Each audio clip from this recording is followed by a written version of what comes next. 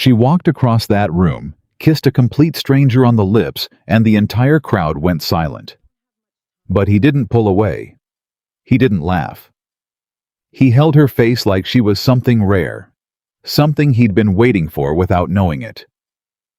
Emily Carter thought it was just a dare. A stupid, harmless dare between friends on a Friday night. She had no idea the man she just kissed owned the company she'd be walking into Monday morning, and she had absolutely no idea he was already planning to never let her go. Drop a comment telling me what city you're watching from. I want to see how far this story travels. And if you haven't subscribed yet, hit that button now. You do not want to miss where this goes. Emily Carter was not the kind of woman who kissed strangers. She was the kind of woman who arrived 15 minutes early to every meeting, kept 3 backup copies of every event proposal, and color-coded her calendar with a precision that her colleagues privately called obsessive and publicly called impressive. She was the kind of woman who remembered to send thank you emails, who always knew where the nearest exit was in any room, and who had spent the better part of her adult life making herself useful so that nobody would ever have cause to look at her too closely. Because looking too closely meant noticing things. And Emily had spent a long time trying not to be noticed. So when her best friend Jess slapped both palms on the high-top table and announced loudly over the bass-heavy music of the rooftop lounge that this was the year Emily Carter was going to stop playing it safe, Emily did what she always did. She laughed it off. "I play it exactly as safe as I need to," Emily said, lifting her glass of club soda. "And I'm perfectly happy."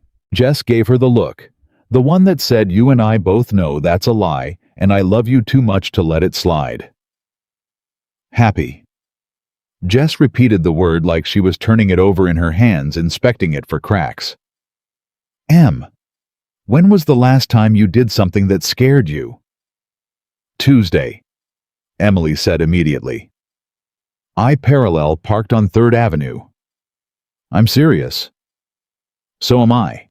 Have you seen the lane width on 3rd Avenue? Jess grabbed her arm, not roughly but firmly, the way a real friend grabs you when they're done watching you disappear into yourself. "It's my birthday," Jess said. "And my one birthday wish is for you to do one thing tonight that you would never normally do. One. That's all I'm asking." Emily looked around the table. Their group of 7 was watching, some grinning, some leaning in, all of them with that particular energy of people who smelled something interesting about to happen. Maya was already cupping her chin in her hands like she was settling in for a show. Derek had his phone on the table, and Emily was about 60% sure he was ready to record. "Define never normally do," Emily said carefully. That was when Jess pointed. Across the rooftop, maybe 30 feet away, a man sat alone at a corner table near the low glass railing that overlooked the glittering skyline of Seattle. He had a whiskey glass in front of him, barely touched. His jacket was dark, his posture straight, and even from across the room, there was something about him that made the surrounding noise seem slightly quieter. Like everything around him had unconsciously given him space. He wasn't on his phone. He wasn't scanning the room. He was simply there, contained and still, like a man who had long ago made peace with his own company. "Him," Jess said simply. Emily looked at the man, looked back at Jess. "What about him?" "Walk over there," Jess said, "and kiss him."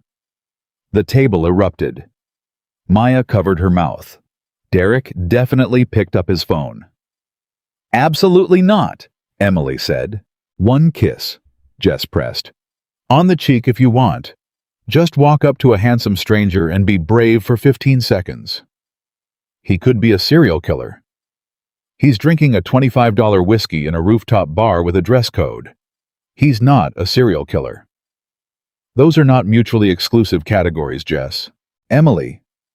Jess leaned forward, and her voice dropped just enough to cut through the music, through the laughter, through all the noise.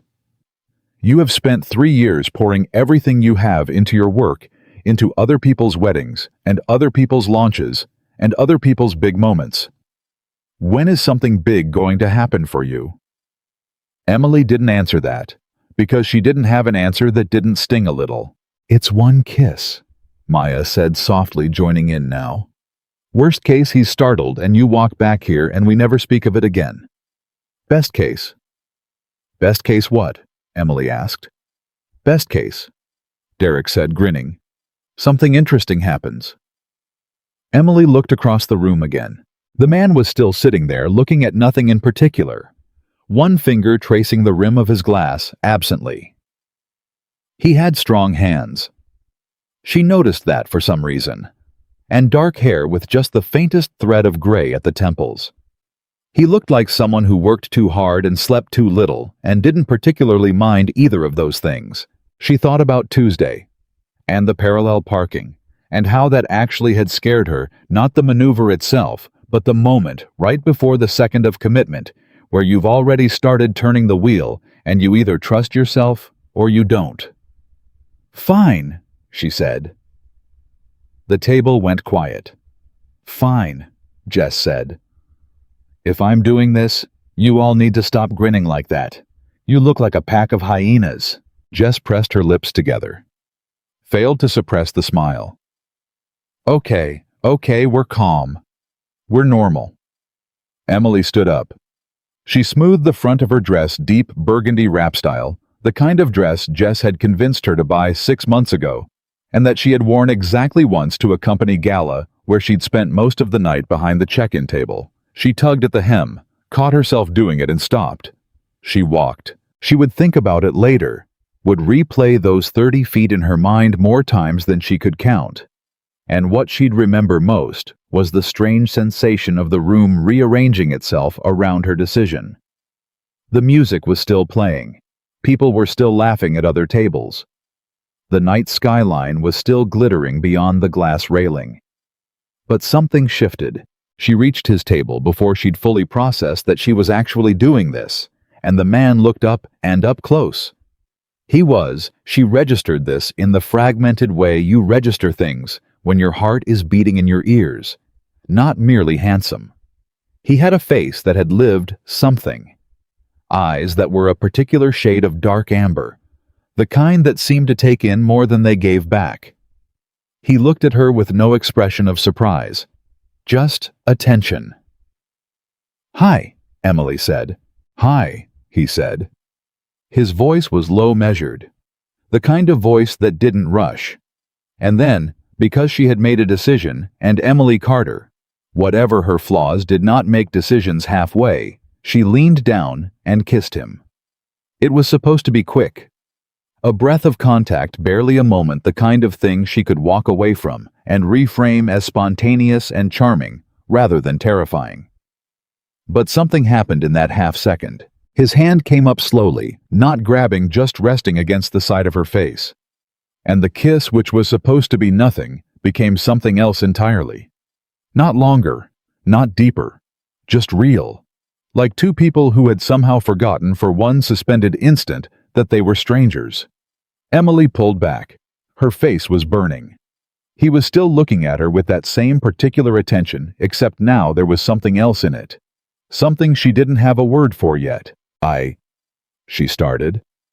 She turned to walk away. His voice stopped her. You forgot something.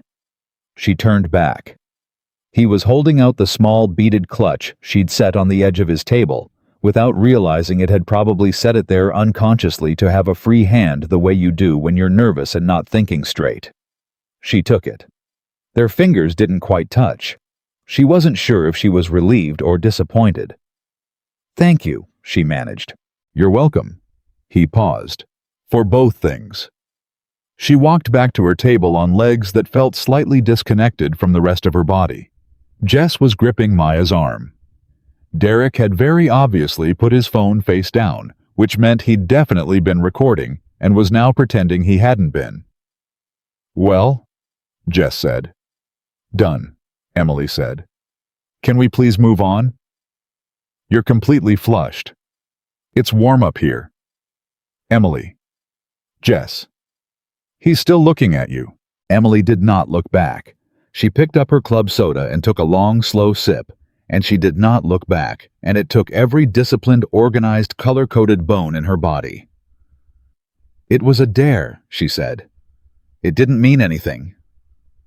She was wrong, of course, but she wouldn't know that until Monday morning. Shy. The weekend passed the way weekends do when you're trying very hard not to think about something slowly, and with the persistent low hum of a thought, you keep pushing to the edge of your mind, only to have it drift back to center. Emily reorganized her kitchen on Saturday. She went through 2 boxes of old client files she'd been meaning to sort for months. She baked a banana bread that turned out slightly too dense and ate it anyway, standing over the kitchen counter reading emails she'd already read. She did not think about the man at the rooftop bar. She thought about him constantly. Sunday night she laid out her clothes for Monday and reviewed the brief her agency had forwarded Friday afternoon. A new corporate client. Technology company mid-size but high profile, going through some kind of public image crisis that had been quietly building for months. Her assignment: analyze the existing communication strategy, identify the breakdown points, and develop a recovery plan. The brief listed the company name, Walker Innovations. Emily had heard of it vaguely, the way you hear of any company that appears in business news often enough to become background noise. She'd noted it was run by some founder, CEO, who was known for being private and difficult to read. The brief described him as highly results-oriented, with limited patience for process delays, which Emily had mentally translated as will be annoying to work with, and moved on. She set her alarm for 6:15. Laid down, stared at the ceiling. The man at the bar had said "you're welcome" for both things. What did that mean exactly? The clutch, obviously. But what was the other thing? Returning the kiss, or something else? Something about the way he'd held her face for that half second that she was not going to keep analyzing. 6:15, she told herself. She was asleep by midnight. Walker Innovations occupied 3 floors of a glass and steel building downtown, the kind that announced its own seriousness from the sidewalk. Emily arrived at 8:47, checked in at the front desk, was given a visitor badge and a firm handshake from an assistant named Claire, who appeared to run on espresso and controlled urgency. "Mr. Walker is finishing a call," Claire said, walking her down a corridor with the particular briskness of someone for whom every 30-second increment was precious. "He'll be in the main conference room at 9. Can I get you anything? Coffee, water?" "Water would be great, thank you." "His schedule is tight today. He has a board call at 11 and a media interview at 2. So ideally we can get through the initial briefing in under an hour." "Understood," Emily said. She'd worked with CEOs before. She knew the choreography. Stay crisp, stay sharp. Don't waste his time or hers. Establish credibility fast. She was taken to the conference room, large, clean lined, with a wall of windows and a table long enough to land a small aircraft on. A water glass materialized in front of her. She settled in, opened her laptop, arranged her notes. And then the door opened. She knew before she looked up. She knew from the quality of the silence that settled in behind the opening door, from some primal part of her brain that had cataloged something about him in 30 feet and 30 seconds on a rooftop, and had been quietly processing it all weekend. She looked up anyway. Ethan Walker stood in the doorway of his own conference room and looked at Emily Carter, and for a single suspended moment, neither of them said anything at all. He was wearing a different jacket, different shirt. Every bit as contained as he'd been Friday night, and every bit as still. He took in the sight of her with an expression that gave almost nothing away, but almost is not nothing. And what Emily caught in the space between his professional composure and the slight shift around his eyes was something that made her stomach drop completely through the floor. He recognized her. Of course he recognized her. He crossed the room and held out his hand. "Ms. Carter," he said, "I'm Ethan Walker. Thank you for coming in." "Mr. Walker," she said. Her voice came out steady. She was proud of that. She shook his hand. Firm, brief, professional. "Thank you for the opportunity." He sat. She sat. Claire appeared briefly in the doorway, was waved off with a small gesture, disappeared. They were alone in the conference room with the wall of windows and the too long table, and Emily Carter opened her laptop and looked at her notes and thought very clearly, "This is fine. This is completely fine. I am a professional. He is a professional. Nothing happened. It was a kiss. It lasted approximately 1 second. We have never met. Ethan Walker folded his hands on the table. I reviewed your portfolio this weekend, he said. I hope it was useful. It was excellent. He said it without flattery, the way you state a fact. The rebranding you did for Meridian Healthcare in 2022, I'd like to understand your thinking on that. The public perception shift you managed in under 4 months. Emily blinked.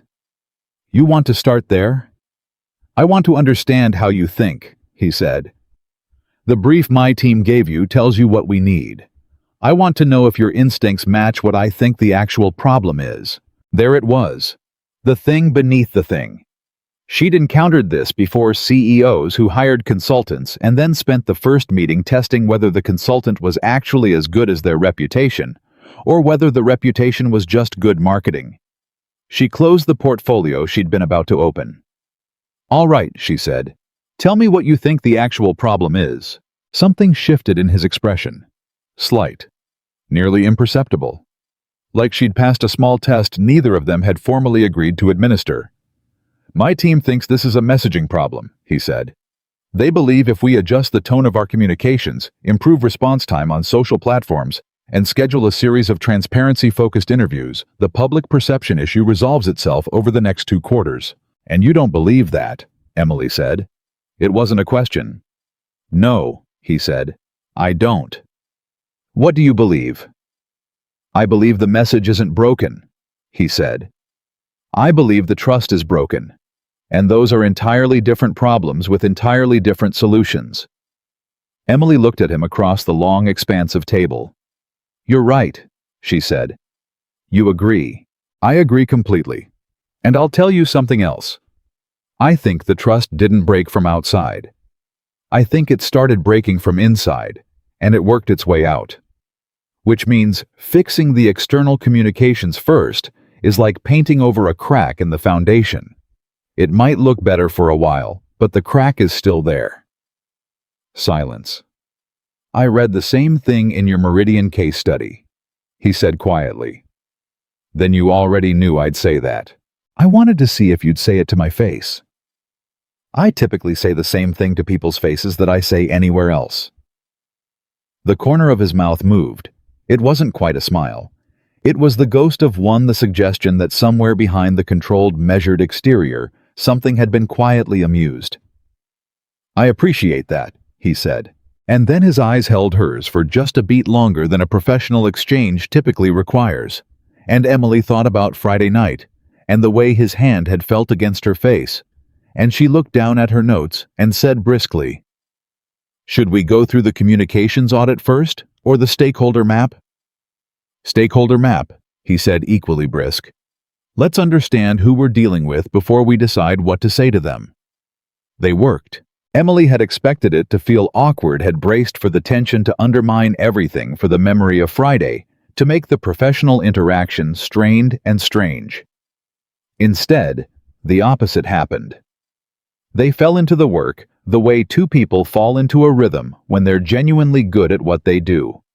Building on each other's observations, flagging the same gaps in the data from slightly different angles. He was sharp. Sharper than the brief had suggested. Sharper than the vague public news image of a private, difficult CEO.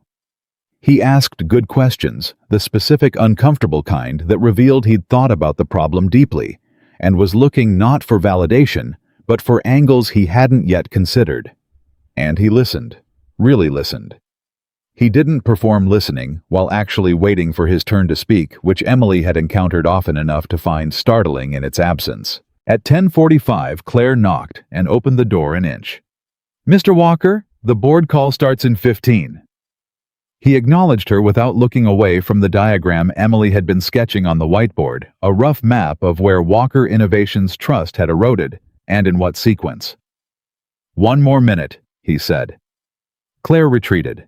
This is the piece your team is missing, Emily said, tapping a note on the whiteboard. This stakeholder group here, your long-term enterprise clients. They're not the loudest voice in the public conversation, but they were the first ones to start quietly pulling back. 6 months before anything went public. Which means someone inside your organization knew there was a problem 6 months before the press did. Ethan was very still. "And nobody brought it to you," Emily said. It was not a question. She could see from the specific quality of his stillness that it was not a question. "No," he said. "They didn't." "That's your real problem, Mr. Walker. It's not the press. It's the gap between what your senior people know and what they tell you."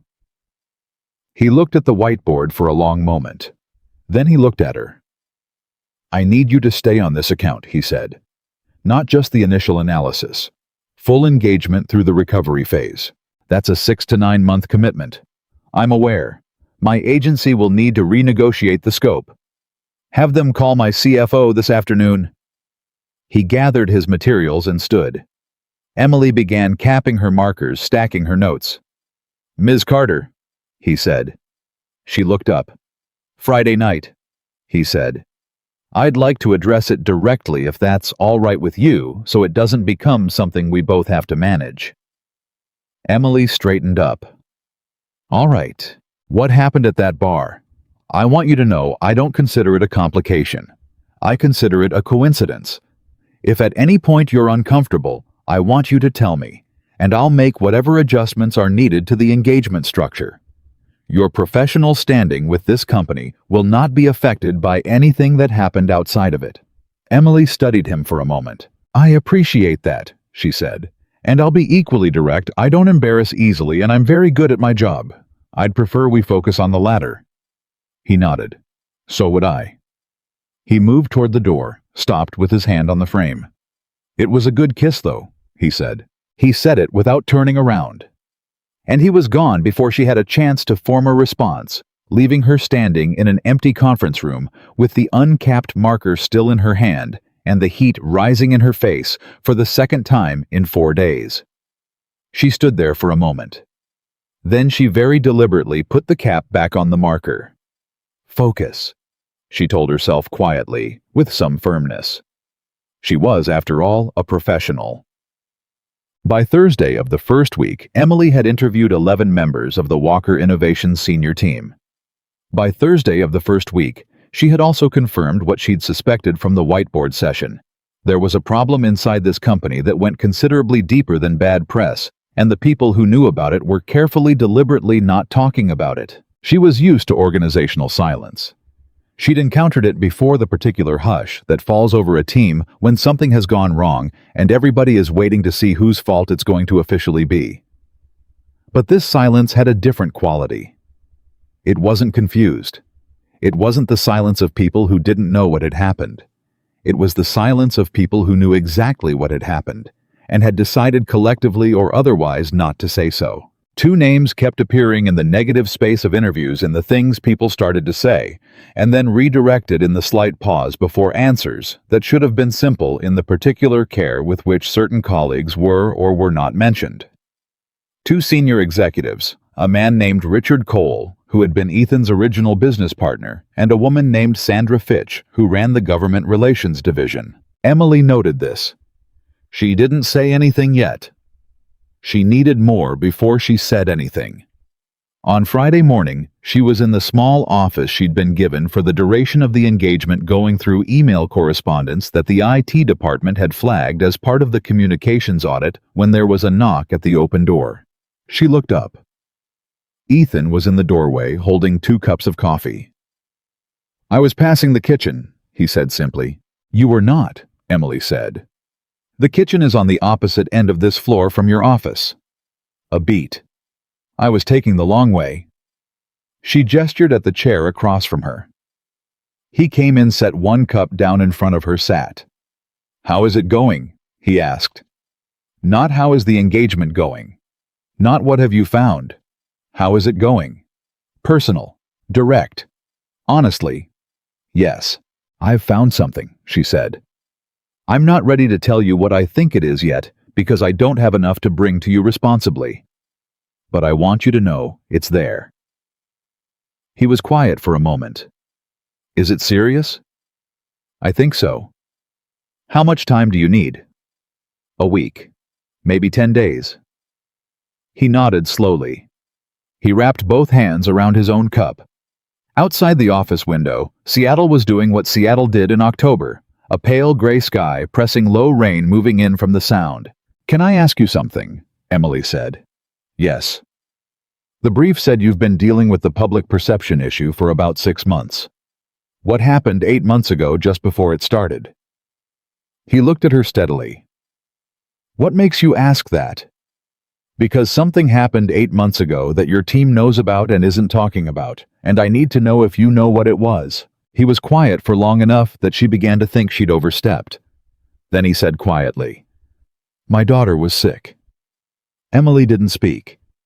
She was sick for about 6 weeks. Nothing life-threatening in the end, but there was a period of about 3 weeks when we didn't know that. He paused. "I was not fully present for those weeks. There are decisions that were made in that period, decisions at this company, that I was not fully informed about. I found that out afterward." Emily held his gaze. "And you blamed yourself for not being present. Wouldn't you?" "No," she said simply.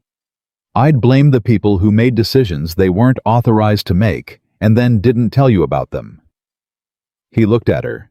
Something moved behind his eyes, something she had no name for yet. Something complicated and old. "My daughter's name is Grace," he said. "She's 8. She wants to be an astronaut or a professional cookie taster. She's not sure yet." Emily smiled before she could stop herself. "Those are both solid career paths." "She's the reason I'm still doing this," he said quietly, and it wasn't grand or performative. It was just true. The kind of thing you say when the person you're talking to is somebody you don't want to be careful around anymore. "This company, this fight, all of it. She has a future I'm trying to build. I'm not going to let other people's decisions take that from her." "Then we need to find out exactly what those decisions were," Emily said. He nodded. He looked at his coffee. Looked at her. "How do you do that?" he asked. "Stay this calm when you're sitting in the middle of something messy." Emily considered that honestly. "I grew up learning that making yourself smaller didn't actually keep you safer," she said. "At some point you realize, small or not, the hard things still come for you, so you might as well take up the space." He looked at her for a moment. "I've been watching you in the interviews this week," he said. "I know. You make people feel like you're on their side. I am on their side.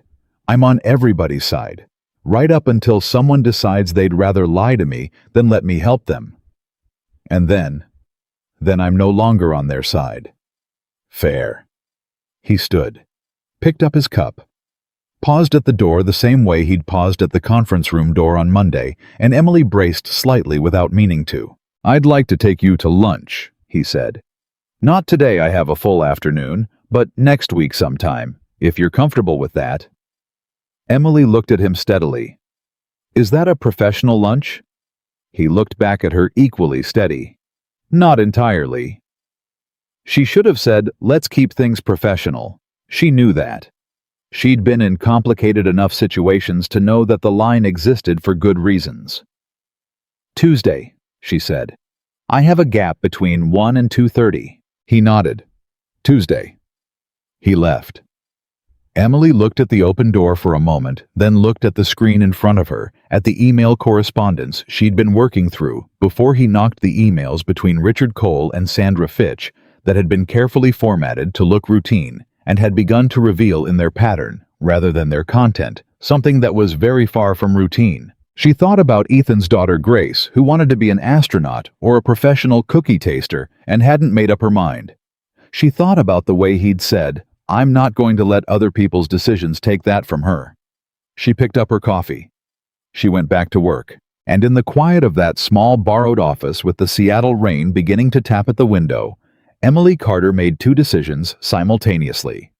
One professional, and one that was not, and felt for the first time in longer than she could easily measure, like she was exactly where she was supposed to be. Neither of those decisions was going to be easy. But Emily Carter had never much liked easy. Tuesday came. The way things come when you've been trying not to count the days faster than expected, and with considerably more weight than the calendar suggested it should carry. Emily was already at her desk at 7:30 that morning, which was not unusual for her, but the reason she was there at 7:30 was slightly less professional than she would have admitted to anyone who asked. She had been awake since 5. She had reorganized the evidence file she'd been building on Richard Cole and Sandra Fitch. She had reread her notes 3 times. She had made coffee, poured it out, made more, and drunk half of that. She told herself this had nothing to do with the fact that Ethan Walker had said Tuesday. She was not entirely convincing. By 9 o'clock she had confirmed what she'd suspected since the previous Wednesday, and the confirmation sat in her stomach like something cold and heavy. She picked up her phone and called her contact in the IT department, a quiet, serious young man named Paul, who had been cooperative in ways that suggested he understood something was wrong at this company and had been quietly hoping somebody would come along and acknowledge it. "Paul," she said when he picked up, "the server logs you flagged last week, the ones from January. I need the full thread, not just the summary. Can you get those to me today?" "I can have them to you in an hour," he said. And then lower, "Ms. Carter, when you find what's in there, and I think you're going to find something I want you to know I didn't know until 6 months ago, I need someone to know that I didn't know." Emily was quiet for a moment. "I hear you, Paul. Thank you." She hung up. She looked at the wall. Then she texted Jess, because sometimes you need to say something to someone who isn't inside the situation before the weight of it makes you do something rash. "I think I found something serious at this company," she typed. "And the man from the bar is the CEO. 3 seconds. Jess's response. "What?" "Yeah. Emily Elizabeth Carter." "I know. Are you okay?" Emily looked at the question for a moment. Thought about it honestly. "I don't know yet," she typed. "I'll tell you more when I do." She set the phone face down, opened the email correspondence file, went back to work. The server logs arrived at 10:14.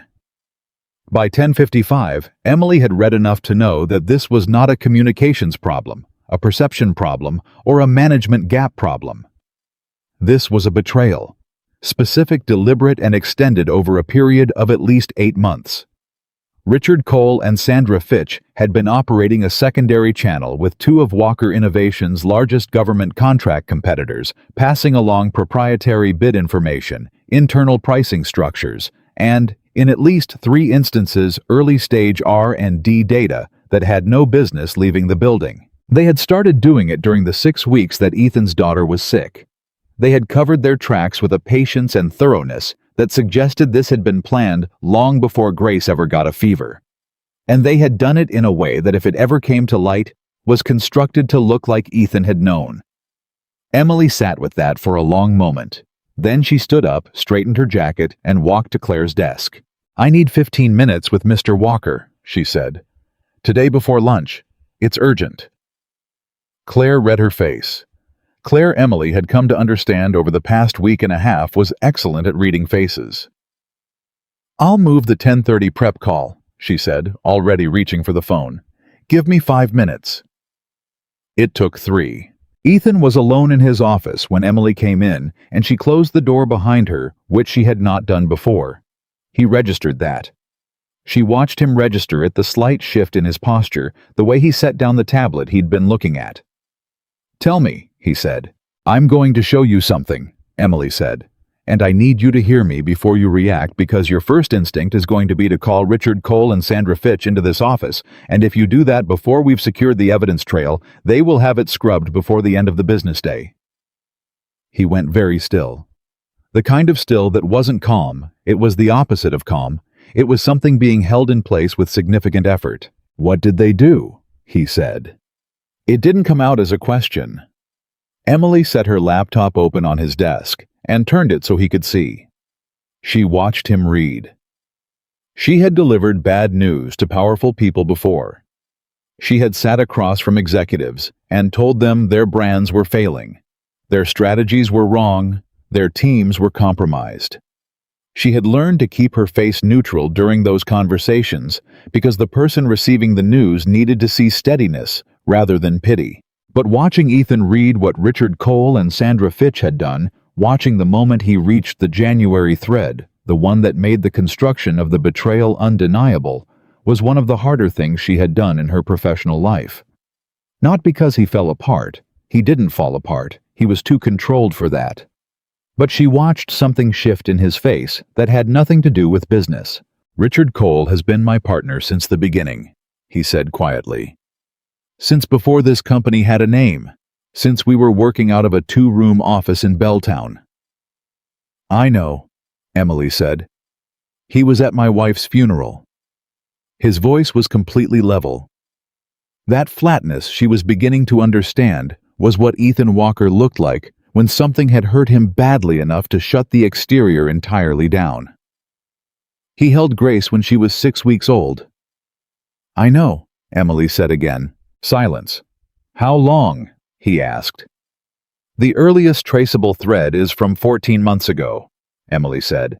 "But there are patterns in the data that suggest it may have been longer. I can't prove the earlier period yet." 14 months. He said it like he was doing math, calculating the overlap. "She was diagnosed 8 months ago, Grace." "Yes." He stood up, walked to the window, stood with his back to her, and Emily waited, because sometimes the only right thing to do is wait. "They planned it," he said. "They were already doing it, and then when Grace got sick and I was distracted, they accelerated. That's what the evidence suggests. They used my daughter's illness." "Yes." She watched his shoulders, watched the breath he took, watched him make a decision the way you can sometimes see a decision happen in someone's body before they've said a word. He turned around. "What do we do?" he said. "Not what should I do, not what are my options. We." She noticed it. She thought she was careful not to let it show on her face. "First," she said, "you call your general counsel, not Cole's people. I'm assuming there's some separation there. Marcus Webb.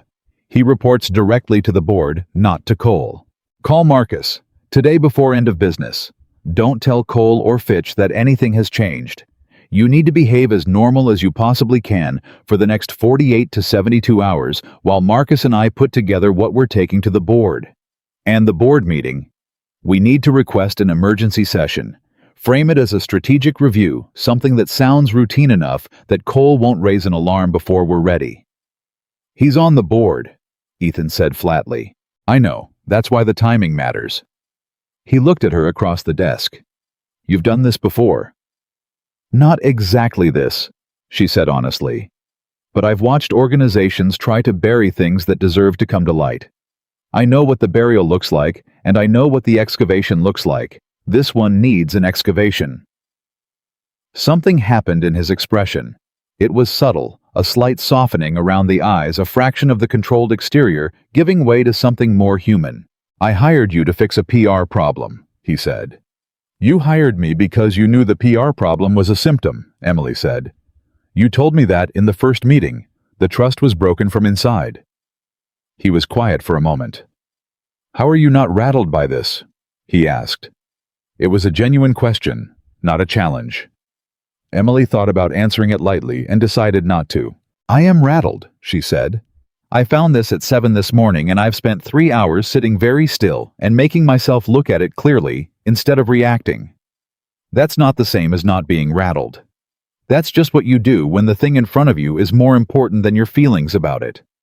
He held her gaze for a long moment. "Lunch," he said. Emily blinked. "I'm sorry. We said Tuesday lunch. It's Tuesday." There was the ghost of something almost wry in his voice. "You just handed me the worst news I've had in 3 years. The least we can do is eat something while we figure out what to do about it." She looked at him. This man who had just found out his oldest friend had been stealing from him while his daughter was sick, and who was responding to it by making sure they both ate something. "Okay," she said. "Yeah, okay." They went to a small Italian place 3 blocks from the office. Not expensive, not impressive. The kind of place that has the same red tablecloths it's had for 20 years, and where the owner knows the regulars by name. Emily learned later that Ethan had been coming here since long before Walker Innovations occupied 3 floors of anything, back when it was just him and Richard Cole in that 2-room Belltown office. She didn't know that when they sat down. She found out later, and when she did, she understood why he'd chosen it. He ordered a coffee and a sandwich. She ordered the same. They sat across from each other in the middle of the lunch crowd, and for a few minutes they just existed there. 2 people in the wreckage of a morning being quiet together. "Tell me something that has nothing to do with any of this," he said eventually. Emily looked at him. "Seriously, I've been thinking about this since 7 this morning too, in a different way. I need to think about something else for 5 minutes, or I'm going to go back there and say something I can't take back." She understood that. She understood it more than she expected to. "Okay," she said. "I used to want to be a marine biologist." He looked at her. "Really? I was obsessed with octopuses when I was 9. I had 3 library books about cephalopods, and I checked them out so many times the librarian finally just told me to keep them." Something genuinely warm moved across his face. "What happened to marine biology? I planned my school's spring carnival at 11 years old and discovered I was really good at organizing things and making sure they didn't fall apart. Career pivot." She paused. "Also, it turns out you have to do a lot of field work underwater, and I prefer my natural environment to be climate controlled." He laughed. It was a short laugh, quiet, almost surprised out of him, but it was real, and it changed his face entirely, and Emily thought, there he is. The person behind the 17 layers of controlled composure. Right there. "Grace wants to be an astronaut," he said in a tone that suggested he was both completely serious and still slightly amazed by this fact. "I told her astronauts spend months on the space station, and she said that was fine because she'd bring enough cookies. She's got the logistics figured out. She's 8, and she's already better at planning than half my executive team." He said it lightly, but under it was something else, pride deep and uncomplicated, the kind you feel for someone who exists independently of anything you did or built. Emily smiled. "How long has it been just the 2 of you?" She asked it carefully. She was aware it was a step across a line from professional into personal, from the work they'd been doing together into something that was only about him. He didn't seem to mind. 4 years, he said. "Lily died 4 years ago January. Aneurysm. She was 34. He said it the way people say things they've said many times and have learned to carry without the rawness, not detached, but steady. Grace was 4. She remembers some things, not everything. "I'm sorry," Emily said. And she meant it without the reflexive social automaticity that usually accompanies those words. She meant it in the way that you mean something when you've looked directly at it. "She would have liked you," he said quietly. Lily. She had no patience for people who performed. She could tell in about 30 seconds whether someone was being real or not. Emily looked at him. "That's a significant thing to say." "I know it is. We've known each other for 11 days. "I'm aware." He held her gaze across the small table. "I don't say things I don't mean, Ms. Carter. I've found it wastes a great deal of time." Emily looked down at her sandwich, looked back up. "Emily," she said. "You can call me Emily." "Ethan," he said. They ate their lunch. That afternoon she met with Marcus Webb. Marcus was 61, silver-haired, and possessed of a particular stillness that Emily recognized as the stillness of someone who had seen a great deal of corporate wrongdoing over the course of a long career, and had long since stopped being surprised by the human capacity for it. He listened to everything she'd found. He asked 3 precise surgical questions. He looked at the evidence file for 8 minutes without speaking. Then he looked up and said, "How quickly can you have a complete package ready for the board?" 72 hours, Emily said. "I need it in 60. "Then 60, she said. He leaned back. "You understand that when this becomes public, and it will become public, Cole and Fitch are going to look for someone to point to." "I understand that. They're going to say you fabricated this, that you had a conflict of interest, that your relationship with the CEO compromised the investigation." Emily held his gaze. My relationship with the CEO is professional. Marcus looked at her with the patient, slightly weary expression of a man who had been reading rooms for 4 decades. Ms. Carter, I've been working with Ethan Walker for 7 years. I've watched him manage a crisis without flinching. I've watched him deal with board pressure that would have broken most people. I've never once in 7 years watched him look at anyone the way he looked at you when I walked past the conference room this morning. Emily was quiet. I'm not saying it's a problem, Marcus said evenly. I'm saying Cole will try to make it one. So whatever your relationship is or isn't, you need to be so clean on this evidence that there's no angle for them to come at you from. The evidence is clean, Emily said. I've been careful. Be more careful. Understood. She stood to leave. One more thing, Marcus said. She turned back. Cole knows something is happening. I can't prove it, but I've worked with him long enough to recognize when he's watching. He's been watching since this morning. Emily absorbed that. How do you know? Because he stopped by my office at 11 o'clock on a Tuesday, which he hasn't done in 6 months, to ask if I'd heard whether Ethan had any major board meetings planned. Marcus's expression didn't change. Richard Cole is not a casual man. He doesn't stop by to chat. Emily thought about that the whole way back to her office.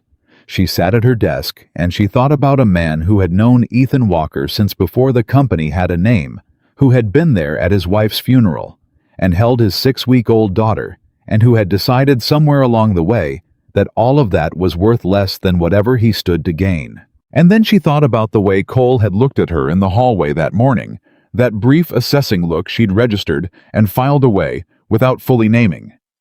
She'd thought it was the look of someone deciding whether she was important.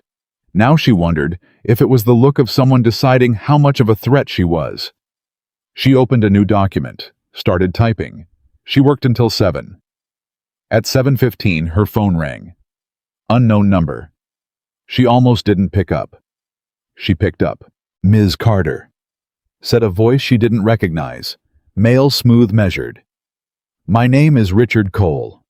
Emily's hand tightened on the phone. She kept her voice completely even. Mr. Cole, she said.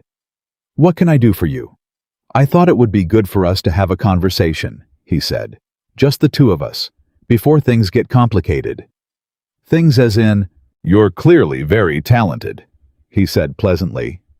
Ethan speaks very highly of you, and I understand you've been doing a thorough review of our communication strategy. Thorough enough to access some fairly technical internal records. That's what a communications audit involves, yes. Of course. A pause. I think what you might be finding in those records, and I say this as someone who has a great deal of context that you may not have, is susceptible to misinterpretation, particularly by someone who hasn't been part of this organization's history. I appreciate that context is important, Emily said carefully. I'd like to offer you some, he said. I think if you and I sit down before you take anything to anyone, you'll have a much clearer picture of the decisions that were made and why, and you'll be in a better position to present things accurately. Emily understood exactly what he was offering. He was offering her an exit ramp disguised as a clarification. He was offering her the chance to shape her findings in a direction that would protect him, and he was framing it as professional courtesy. I think that sounds like a good idea, she said. I'm available Thursday morning. Should I have Claire set it up through the office? A fractional pause. I was thinking something more informal, off-site. I prefer on-site meetings, Emily said pleasantly. Company policy, my agency requires all client consultations to be documented. I'm sure you understand. Another pause, slightly longer this time. Of course, he said. Thursday morning. I'll have my assistant reach out. Great, Emily said. I look forward to it. She hung up.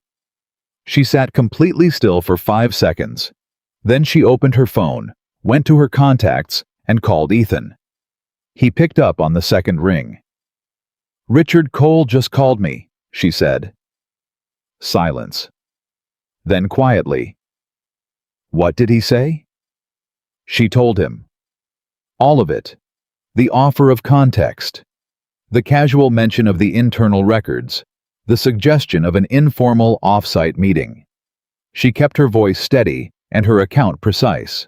When she finished, Ethan was quiet for a moment. "He knows," he said. "Yes. He's trying to get to you before you go to the board." "Yes." "Emily." His voice was different now. Not the controlled CEO, something more direct and more urgent. "I need you to listen to me. Cole is not someone who reacts gently when he feels cornered. I need to know, are you okay?" She paused at the question. The genuine, unadorned concern in it. "I'm okay," she said. "I'm more than okay. I'm exactly where I expected to be." "You expected this?" "Marcus told me Cole had been watching since this morning. I didn't know it would move this fast, but I wasn't surprised." She paused. "I did want to ask you something." "Yes." "Thursday morning. I told him I'd meet with him here on site with documentation requirements.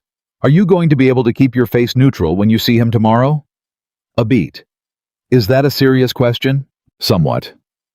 "Emily, I've been running a company with a man I now know has been stealing from me for over a year. I've had dinner with him. I've had him in meetings. I've shaken his hand approximately 40 times since January." His voice was tight but controlled. "I can keep my face neutral for 24 more hours." "Okay," she said. "Then here's what I need you to do." She walked him through it. Step by step, the same way she would have walked through an event timeline or a communications rollout, clear, sequential, no room for improvisation. He listened without interrupting, which she'd come to recognize as how he operated when he was genuinely engaged, rather than just managing a conversation. When she finished, he said, "You thought of all of this between 7:15 and now." "I think faster when I'm angry," she said. A pause, then very quietly, "Don't let Cole scare you." "He doesn't scare me," Emily said, and she meant it.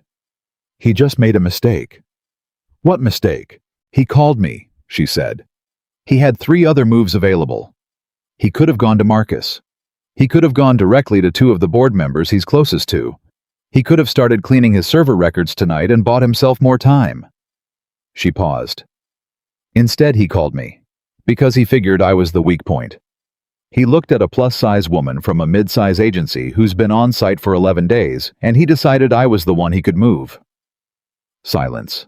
"He was wrong," Ethan said quietly. "He was very wrong," Emily said. "And now I know exactly how he thinks, which is going to make Thursday considerably easier." She heard him exhale slowly. "Emily." "Yeah." "Thank you." She held the phone for a moment after they hung up. Sat in the quiet of her office, Ethan's building, borrowed space, everything around her belonging to a story she'd walked into 11 days ago because of a dare on a rooftop. She thought about Richard Cole and the smoothness of his voice and the particular way powerful men delivered threats dressed as favors.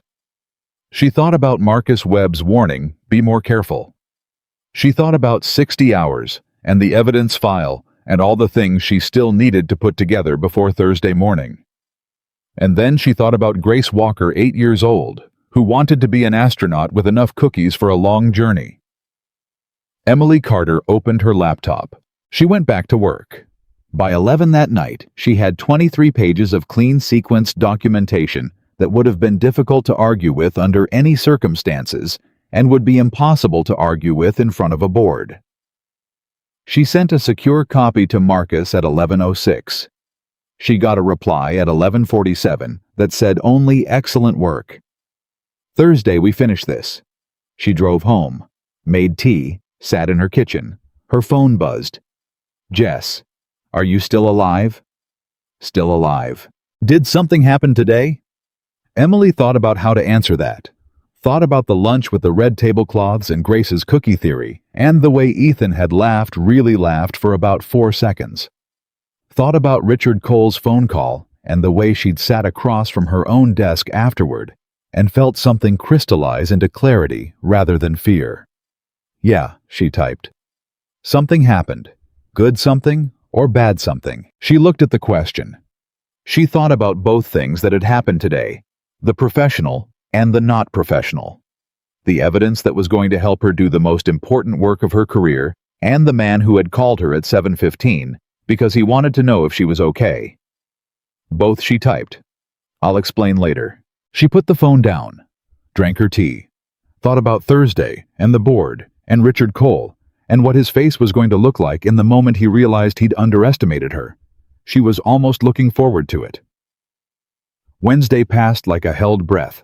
Emily kept her schedule exactly as it had been. She arrived at 7:40. She attended the 11 o'clock check-in with Ethan's communications team, sat at the long table, and gave an update on the audit timeline that was technically accurate and deliberately incomplete. She smiled at the right moments. She asked the right questions. She took notes on a yellow legal pad and said nothing that would give anyone reason to look at her differently than they had the day before. Richard Cole walked past her office at 2:15. He didn't stop. He glanced through the glass panel beside the door, and their eyes met for exactly 1 second, and Emily gave him the small professional nod she would have given any senior executive passing in the hallway, and looked back at her screen. He kept walking. She let out a slow breath. At 3 o'clock, Marcus Webb sent her a single-line email board session confirmed for Friday at 9. Emergency strategic review. Cole doesn't know the real agenda yet. Emily read it twice. Typed back, "I'll be ready." She was in Ethan's office at 4. He was on a call when she arrived and held up one finger. She sat, and while she waited, she studied him the way she'd been unconsciously studying him since that first conference room Monday 2 weeks ago. The way he held himself even when nobody was watching. The way he listened on the phone with his whole body, not just his ears. The way he glanced at the small framed photo on the corner of his desk approximately once every 10 minutes without seeming to realize he was doing it. She'd looked at that photo more than once. A little girl with dark hair and her father's eyes wearing a paper astronaut helmet made from a cereal box, grinning with the absolute confidence of someone who had not yet encountered a single reason to doubt herself. He hung up. "Cole stopped by my office this morning." Emily went still. "What did he say?" "He said he'd been thinking about the communications audit. Said he wanted to make sure whoever I'd brought in had the full context of our history with the government contracts division." Ethan's voice was completely flat. He said some of the decisions made in that space were complex and might look unusual without the right framing. "He's prepping his defense," Emily said. "I told him the audit was going well and that I had full confidence in the process." He paused. "I shook his hand when he left." She looked at him. "How was that?" "Difficult," he said simply. "No drama. Just the word honest and unadorned." "One more day," she said. "One more day." He looked at her. "Are you ready for Thursday?" "I've been ready since Tuesday night," she said. "Cole isn't going to be gentle." "I know. He's going to try to reframe what you found. He's going to have explanations prepared, layered ones, the kind that require detailed context to dismantle. He's going to be calm and reasonable, and he's going to make you feel like the person in the room who doesn't have the full picture." "I have the full picture," Emily said. "I know you do. I just need you to know that I know that." She looked at him across the desk. There was something different in his voice, not fear, not quite. It was the sound of someone who had been let down before and was trying to hold on to trust anyway. Trying to believe that this time the person across from him wasn't going to disappear when things got hard. "Ethan," she said quietly, "I'm not going anywhere." He held her gaze for a long moment. Then he nodded once slowly. "Okay," he said. "Okay." She left his office at 4:30 and went back to hers and spent the next 3 hours going through the evidence package one more time. Not because it needed revision, but because there is a particular kind of steadiness that comes from knowing your work so thoroughly that no one can shake you out of it. By 7:30, she knew every date, every email, every data transfer, every timestamp in that document the way she knew her own name. She drove home. She set her alarm for 5:30. She slept 4 hours and did not dream. Thursday morning arrived hard and fast. Emily was at her desk by 6:50. Coffee. Evidence package open. She read through it one final time. Then she closed her laptop and sat quietly for 3 minutes, doing nothing at all. She'd learned this from a professor in college, a woman who'd spent 20 years in corporate litigation and had told her class that the most underrated professional skill was the ability to be completely still before something hard. Emily had used that lesson more times than she could count. At 8:55, Claire came to her office. "Mr. Cole is in conference room B. He asked if you'd prefer to use his office instead." "Conference room B is perfect," Emily said. "Thank you, Claire." Claire gave her a look that lasted just slightly longer than necessary. "You've got this," she said quietly. Emily looked at her. "Has Claire always said things like that?" Claire allowed a small professional smile. "Only to people I think need to hear it." Emily picked up her legal pad and her laptop and walked to conference room B. Richard Cole was standing when she entered, which was the kind of choice powerful people make when they want to control the physical dynamics of a meeting before it begins. He was in his early 60s, silver-haired, broad-shouldered. The kind of man who had spent decades in rooms like this and knew exactly how every move in them functioned. He smiled when she came in. It was a good smile, practiced but not mechanical, the kind that made you want to believe in it. "Ms. Carter," he said warmly, "thank you for making time." "Of course," she said pleasantly. She sat. She set the legal pad in front of her. She did not open the laptop. He sat across from her, folded his hands, took a breath, the preparatory kind. "I want to start by saying," he began, "that I have tremendous respect for the work you're doing here. Ethan needs someone like you right now, and I mean that genuinely." "I appreciate that," she said.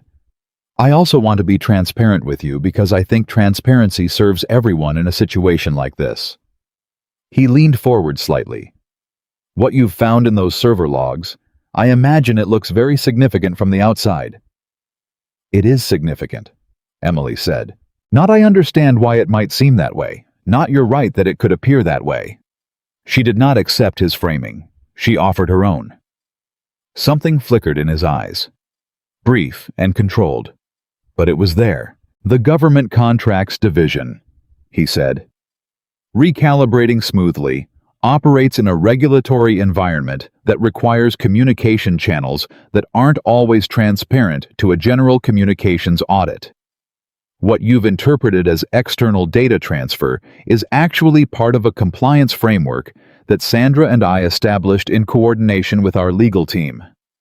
"Your legal team," Emily said. "Marcus Webb's team." A pause.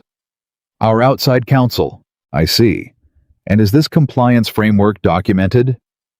"Because I reviewed the Contracts Division regulatory filings for the past 2 years, and I didn't find anything that would account for the volume and nature of what I found in those logs." He smiled again, a fraction tighter this time. "You'd need someone with deep expertise in government procurement law to fully interpret those filings. I don't say that to be dismissive. It's genuinely a specialized area. I spent Tuesday evening on a call with a former FTC senior counsel," Emily said evenly. "She was very helpful with the interpretation." The smile didn't disappear, but it stopped reaching his eyes. "Ms. Carter," he said, and his voice shifted, still smooth, but with something underneath now that hadn't been there before. "I think what we're both trying to do here is protect this company and the people in it, including Ethan." "We agree on that," she said. "Ethan has been through a great deal," Cole said. "The loss of his wife, his daughter's illness. These are things that take a toll on a person's judgment, on their ability to evaluate relationships objectively." He paused. "I'm concerned that someone with a personal interest in this situation may not be best positioned to evaluate it impartially." There it was. She'd been waiting for it since Tuesday. The pivot from professional misdirection to personal attack. The implication dressed as concern. "I want to make sure I understand you," Emily said, and her voice was completely steady. Are you suggesting that my professional findings are compromised by a personal relationship? I'm suggesting that perceptions matter, he said carefully, particularly in a situation that's going to become public. And when people look at this story, a consultant hired directly by the CEO, who appears to have developed a close working relationship with him in a very short period, they're going to ask questions about the integrity of the investigation. They might, Emily said, which is why I made sure that every piece of evidence I've gathered has been documented, time-stamped, witnessed, and reviewed by independent counsel before I brought it to anyone. Every step of this process is clean, Mr. Cole. I made sure of that. He looked at her. My documentation, she said calmly, is not the thing you should be worried about. Silence in the conference room. The kind that has weight. Cole uncrossed his hands and recrossed them. It was a small movement, almost imperceptible. But Emily had been watching people in rooms for 15 years, and she knew what it meant when someone who had been still suddenly needed to move. What is it you think you've found? He said. Different now. The warmth stripped out of it. I think you know what I've found, she said. I'd like to hear your interpretation. 14 months of proprietary data transfer to 3 of Walker Innovation's direct competitors in the government contracts space, Emily said. Structured to appear as routine regulatory correspondence. Timed to accelerate during a period when Ethan's attention was divided by a family medical situation. And constructed very carefully constructed to create a paper trail that would implicate him if it was ever discovered. Cole didn't move. That last part, Emily said, is what I find most interesting, because most corporate misconduct is about covering your tracks. What you and Sandra Fitch built was different. You weren't trying to erase evidence. You were trying to create a specific kind of evidence. Evidence that pointed somewhere else. She held his gaze. The problem, she said, is that the metadata doesn't lie, and the sequence of the metadata tells a story that's very different from the story the surface correspondence was designed to tell. Cole was quiet for a long moment, long enough that the silence became its own kind of answer. Then he said quietly, "You're making a very serious accusation." "I'm making a very well-documented observation," Emily said. "The accusation part is someone else's job. And you think Ethan is going to take your word over mine over 20 years of—" "He already has," Emily said. "I told him what I found on Monday." The color in Cole's face changed, not dramatically, but she watched something shift in him that couldn't be walked back. "You went to him before you came to me," Cole said. "I went to him and to Marcus Webb simultaneously," Emily said. "And the board session is tomorrow morning at 9. He stared at her. And in that stare, Emily saw the moment a plan unraveled, the specific, precise second when a man who had been moving carefully for 14 months realized that the thing he'd built his exit strategy around had already been taken apart. "Ms. Carter," he said, and his voice had lost most of its smoothness now. "I want you to think very carefully about what you're doing. You are an outside consultant who has been in this building for less than 3 weeks. You don't know the history here. You don't know what Ethan is or isn't capable of, what this company has been through, what decisions have been made, and why." "I know enough," she said. "You know what he told you." "I know what the data told me," she said, "and I know what you're doing right now, which is trying to make me feel like I'm too small and too new to trust what I found. And I want to be respectful, Mr. Cole, because this is going to be a difficult situation for everyone involved. But I've been underestimated in this building since the first day I walked in here, and I've found that it usually works out in my favor." He looked at her for a long, hard moment. Then he stood up. "This conversation is over," he said. "I know," she said pleasantly. "I'll see you tomorrow." He left. Emily sat in the conference room alone for approximately 45 seconds. Then she opened her laptop and typed a single message to Marcus Webb. "He knows. Move everything up if you can." Marcus replied in 6 minutes. "Already on it. Stay close to your phone." She walked back to her office. Her hands were not shaking. She noted this with something between surprise and satisfaction. She'd expected them to shake. They didn't. At 11:15, her phone rang. Jess. "I know you're in the middle of something enormous," Jess said without preamble. "I just need to know you're okay." "I'm okay," Emily said. "You sound like yourself. That's good." A pause. "You also sound like a version of yourself I haven't heard in a while." "What do you mean?" "You sound like you're exactly where you're supposed to be," Jess said quietly. "Like when we were 23 and you organized that entire charity gala in 4 days, and you walked through the whole thing like you'd been doing it for 20 years. A pause. "You sound like that Emily." Emily sat with that for a moment. "She's been around," she said. "She just doesn't always come to the front." "She should come to the front more." "Working on it," Emily said. And she meant it. She hung up and went back to work. At 2 o'clock, Marcus called her directly. "Cole tried to reach 3 board members this afternoon," he said without greeting. "Linda Marsh, Steve Holt, and Paul Reeves. All 3 declined the calls. They know. I briefed them individually this morning. None of them are happy, but all of them are on the right side of this." He paused. "Sandra Fitch cleared her schedule for tomorrow and has not been in the building since noon. She's running," Emily said. "Or preparing," Marcus said. "Keep your package tight tonight. Cole is going to come in tomorrow with something. I don't know what yet." She was still at her desk at 8 that night when Ethan appeared in the doorway of her office. She hadn't heard him coming. She looked up, and for a moment they just held the look. Him in the doorway, her behind the desk, the space between them carrying everything that had happened in 3 weeks, and everything that was still happening, and everything that neither of them had said out loud yet. "How did it go with Cole this morning?" he asked. "The way I expected," she said. "He tried the compliance framing. Then he tried the personal conflict angle. Then when neither of those worked, he dropped the pretense and told me I was in over my head." "What did you say?" "I told him I'd see him tomorrow." Ethan was quiet. He came in. He didn't sit. He stood near the edge of the desk, close enough that she was aware of the proximity in the way that had been quietly true since the red tablecloth lunch on Tuesday. "Cole called me at 4, he said. Emily looked up sharply. "What did he say?" "He said you were building a case against me." His voice was even. Not angry, not frightened, just precise. "He said the data you'd found was being interpreted out of context. He said the timing of our personal connection was something the board was going to have to examine carefully." He paused. "He said you were using me." Emily held very still. "Ethan, I told him."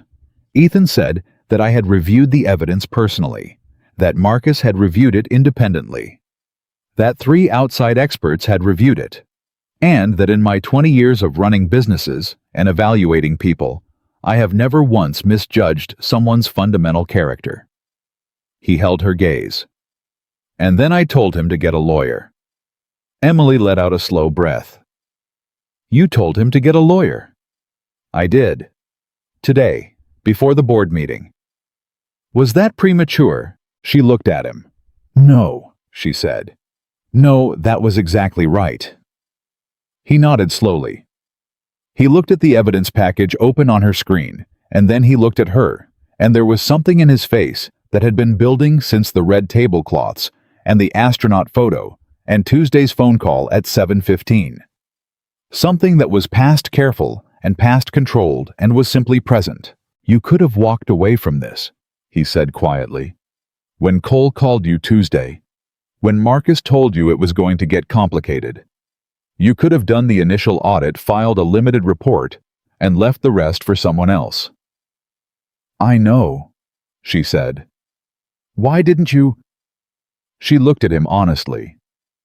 "Because it was the right thing to do, and because—" She stopped. "Because," he said quietly. She met his eyes. "Because I didn't want to," she said simply. He reached across the desk and put his hand over hers. Not romantic, not dramatic, just present. The same way he'd been present on that rooftop 3 weeks ago in the half-second before she pulled away. Like he was simply saying, "I'm here. I'm not going anywhere." After tomorrow, he said. After tomorrow, she agreed. He left at 8:40.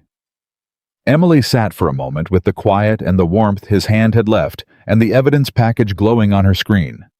Then she straightened her back, rolled her shoulders, and went back to work. She finished at 10:30, sent the final package to Marcus, drove home, made toast because she hadn't eaten since noon and her body had begun to register this as a complaint. Ate the toast standing at the kitchen counter. Her phone buzzed at 11:03. An email. Unknown sender, no subject line. She opened it and read 3 sentences that made her blood go cold. You should know that the evidence you've been building contains materials you are not authorized to access. Proceeding with the board presentation constitutes a breach of your consulting agreement. My client is prepared to file an injunction tonight if necessary. She read it 3 times. Then she called Marcus Webb. At 11 o'clock at night, he picked up on the second ring, which told her he'd been expecting this. I got it too, Marcus said. It came from Sandra Fitch's outside attorney. Can they actually file an injunction? They can try, Marcus said. The authorization question has no legal merit. Your access was explicitly granted under the terms of the audit scope. But an injunction, even a frivolous one, could delay the board meeting by 48 to 72 hours. And in 72 hours? In 72 hours, they scrub everything they haven't already scrubbed, and we lose a third of the evidence chain. He paused. We need to get ahead of this tonight. How? I'm filing a preemptive motion with our litigation team in the next hour. But Emily... He said her first name, and she registered that he hadn't done that before. I need you to be prepared for the possibility that tomorrow morning doesn't go the way we planned. That Cole and Fitch have a move we haven't anticipated. What kind of move? I don't know, he said. And that's what worries me. She hung up. She stood in the middle of her kitchen, and she let herself feel it for 1 full minute. The fear, the uncertainty, the weight of 23 pages of documentation, and 14 months of betrayal, and a little girl in a cereal box astronaut helmet, and a man who had put his hand over hers and said after tomorrow. She let herself feel all of it the way you have to let a wave hit you fully before you can swim past it. Then she picked up her phone and called Ethan. They're trying to file an injunction, she said when he answered. A pause. Marcus told me. Are you scared? A beat. Yes, he said.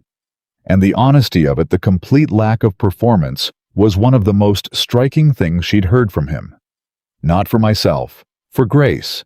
If this drags out, if they find a way to delay this long enough to... They won't, Emily said. You don't know that. Ethan. Her voice was steady, more steady than she felt. Listen to me. I have been in this file for 2 weeks. I know it better than they do. I know it better than Cole does, and I need you to trust me for about 12 more hours. Okay? Just 12 hours. A long, quiet pause. Okay, he said finally. 12 hours. Get some sleep. You too. She didn't sleep. She was back at her desk by 5:15, and by 6:45 she had found the thing she hadn't known she was looking for, a secondary backup server log that Paul from IT had mentioned in passing a week ago, and that she had noted and filed away, and not fully pursued. She pulled it now. Accessed it through the same authorization protocol that had covered the first set of logs. Read through it with the focused speed of someone who knew what shape they were looking for. And there it was. Not the evidence they already had. Something different. Something that answered the question Marcus had raised last night, the move they hadn't anticipated. Because in this secondary log buried under 30 days of routine file maintenance was a set of documents that Cole and Fitch had prepared and never sent. A contingency file. Dated 2 months ago. It was a complete detailed package designed to present to the board in the event of an investigation. Evidence, manufactured evidence, that the data transfers had been authorized by Ethan. His digital signature obtained through his executive credentials applied to documents he had never seen. They hadn't planned to use it unless they had to. They were going to have to. Emily's hands were completely steady as she copied the file, documented its location and access timestamp, and forwarded it to Marcus Webb with a message that said simply, "Found their play. Call me." Marcus called her in 4 minutes. She could hear from his breathing that he was moving. "This changes the board presentation," he said. "This changes everything," Emily said. "They weren't just trying to cover their tracks. They were going to frame him, Marcus. If this investigation had gone differently, if I had found less or found it slower or been scared off by Tuesday's phone call, they were going to walk into that board meeting and present a case that Ethan had authorized all of it." "I know," Marcus said. "He would have lost the company," Emily said. "His daughter's future, everything he's built, they were going to take it and hand him the bill." "I know," Marcus said again, quieter. "Emily, are you all right?" She realized she'd been standing. She sat down. "I'm fine," she said. Yes, I'm fine." "We've got them," Marcus said. "This secondary file, this is not a misinterpretation issue. This is not a gray area. This is manufactured evidence with a digital trail that goes directly back to 2 user accounts. This is over." "The board meeting is still at 9 to," she asked. 9 o'clock, Marcus said. "And now we walk in with everything." She looked at the clock. It was 7:22. She texted Ethan. "Call me when you're up." He called her in 3 minutes. "I've been up since 4, he said. "I found something," she said. She told him. All of it, the secondary server, the contingency file, the manufactured authorization, what it meant. She told him in the same clear, sequential way she'd laid out everything else, and she listened to the silence on his end and understood it completely. "They were going to frame you," she said. "They had everything prepared." A long pause. "Ethan," she said softly. "I've got you." She heard him exhale. One slow, controlled breath, the kind that carries an enormous amount of weight on the way out. "I know," he said. And his voice, for the first time since she'd known him, was not controlled at all. It was just real. 9 o'clock, she said. "See you there." She hung up, straightened her jacket, picked up her laptop and the legal pad with 3 weeks of notes and 23 pages of evidence and 1 secondary server log that had changed the shape of the morning. She walked out of her office toward Conference Room A, where the board of Walker Innovations was about to learn what had been happening inside their own company. Emily Carter did not hesitate. She never had. The board members were already seated when Emily walked into Conference Room A at 8:53. 7 people around the long table. 6 of them she recognized from the stakeholder profiles Marcus had given her in the first week. The 7th was a woman she didn't recognize, late 50s, sharp-eyed in a dark blazer, who turned out to be the independent director the board had quietly added 18 months ago as part of a governance update that Richard Cole had apparently not considered significant enough to worry about. Her name was Dr. Patricia Haynes. She had spent 12 years as a federal prosecutor before moving to corporate governance. Emily noted this and filed it under Assets. Marcus was already at the head of the table. Ethan stood near the window, hands in his pockets, and when Emily came in, he looked at her with the specific steadiness of someone who has been holding something together by force of will and is very glad to see the person who is going to help them set it down. She gave him a small nod. He gave her one back. Richard Cole walked in at 8:57. Emily had wondered how he would play it.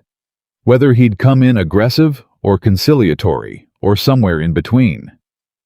She watched him read the room in the 3 seconds it took him to cross from the door to his chair. Watched him register Ethan's stillness, Marcus's expression, the presence of Dr. Haynes in a seat she didn't usually occupy, and she watched him make the calculation and decide on composed. He sat. He put his leather portfolio on the table in front of him. He looked at Emily once briefly with an expression that gave nothing away. Sandra Fitch was not there. Marcus opened the meeting at exactly 9 o'clock. "Thank you all for making time on short notice," he said. "As I communicated individually yesterday, this session has been convened to address findings from the communications audit that require immediate board attention. I'm going to turn this over to Ms. Carter, who has been leading the investigation, and I ask that you hold questions until she's finished." He sat. Emily stood up. She did not look at Cole. She looked at the board. "Good morning," she said. 7 weeks ago, I was hired to analyze a public perception problem. What I found instead was the source of it. I'm going to walk you through what that source is, how it was constructed, and what it means for this company going forward. I'll be as clear and as direct as I can, because I think you deserve that." She opened the presentation. Clean sequenced, no dramatic language, just data timeline evidence. She had learned early in her career that the most powerful thing you can do with a serious finding is present it without embellishment. The facts laid in order were always more devastating than anything you could add to them. The first 15 minutes covered the external data transfers, the communications to competitors, the pricing and bid information that had no business leaving the building. She walked the board through the timeline, the first instance 14 months ago. The pattern of escalation, the acceleration during the 6 weeks of Grace's illness. Nobody interrupted. Dr. Haynes was taking notes. 2 of the other directors had gone very still in the way that people go still when they understand what they're looking at. Cole sat with his hands flat on the table and his face composed. He was good. She gave him that. Whatever was happening behind that face, he was not letting it come to the surface. She moved to the second section. The structural construction of the transfers, how they'd been formatted to appear routine, the regulatory framing that fell apart under scrutiny, the specific decisions that revealed intent rather than error. At the 20-minute mark, Cole spoke. "I'd like to address the board on the regulatory framework," he said. His voice was measured, reasonable. The voice of a man who had been in these rooms for 20 years and knew exactly how to use them. "What Ms. Carter is presenting is a good-faith misinterpretation of a compliance structure that," Mr. Cole, Dr. Haynes said without looking up from her notes. "You'll have time to respond. Let her finish." Cole stopped. He looked at Patricia Haynes. Something flickered in his eyes. He sat back. Emily continued. She reached the contingency file at the 30-minute mark. She had saved it deliberately, placed it at the point in the presentation when the board had fully absorbed what had been done, and why, so that what came next would land with its full weight. "This morning at 6:45 a.m., she said, "I accessed a secondary server backup that had been referenced in my initial IT documentation and not previously pulled into the audit scope. What I found there was a prepared package, dated 2 months ago, designed to be presented to this board in the event of an investigation." She advanced the slide. "This package consists of 31 documents bearing Ethan Walker's digital signature. His executive credentials were used to apply that signature. These documents, if presented without context, would suggest that Mr. Walker personally authorized every data transfer I described in the first section of this presentation." The room went completely quiet. "Mr. Walker did not create these documents," Emily said. "He has never seen them. The digital signature was obtained by accessing his credential set through a secondary administrator account that was established 14 months ago, the same month the first data transfer occurred. The credential access logs show that this administrator account was created by a user profile registered to Sandra Fitch." She looked up from the screen. "What this means," she said, "is that the data transfers were not only unauthorized, they were accompanied by a contingency plan. If this investigation had proceeded differently, if it had been discovered by internal counsel rather than an outside auditor, or if certain findings had been successfully suppressed, this package was positioned to be deployed. The company's misconduct would have been attributed to its CEO. Ethan Walker would have been presented as the architect of the very theft that was perpetrated against him." Silence. Then Linda Marsh, who had been on the board for 11 years and who Emily had assessed in her stakeholder profile as meticulous and slow to react, said, "Are you telling us they were going to frame him?" "Yes," Emily said. "That's exactly what I'm telling you." The room detonated. Not loudly. These were board members, not a crowd. The detonation was measured and contained, which somehow made it worse. Steve Holt pushed back from the table slightly. 2 directors spoke simultaneously and then stopped. Dr. Haynes set down her pen and looked at Richard Cole with an expression that was entirely professional and entirely devastating. Cole did not look at Dr. Haynes. He looked at Emily. And for the first time since Thursday morning's conference room meeting, she saw at the thing behind the composure. Not fear exactly. Something older and colder than fear. The look of a man who has spent a long time believing he was the smartest person in any room he walked into, confronting the specific, unwelcome experience of discovering he was wrong. "This is fabricated," he said. His voice was still level, but the warmth was gone entirely. "This entire presentation is a constructed narrative by someone who—" "Mr. Cole," Marcus Webb's voice quiet and final. "I've reviewed the evidence independently. So has outside litigation counsel. So has a former FTC senior counsel retained by Ms. Carter at her own initiative. The credential access logs alone are dispositive. I'd encourage you very strongly not to say anything further in this room without your own attorney present." Cole looked at Marcus.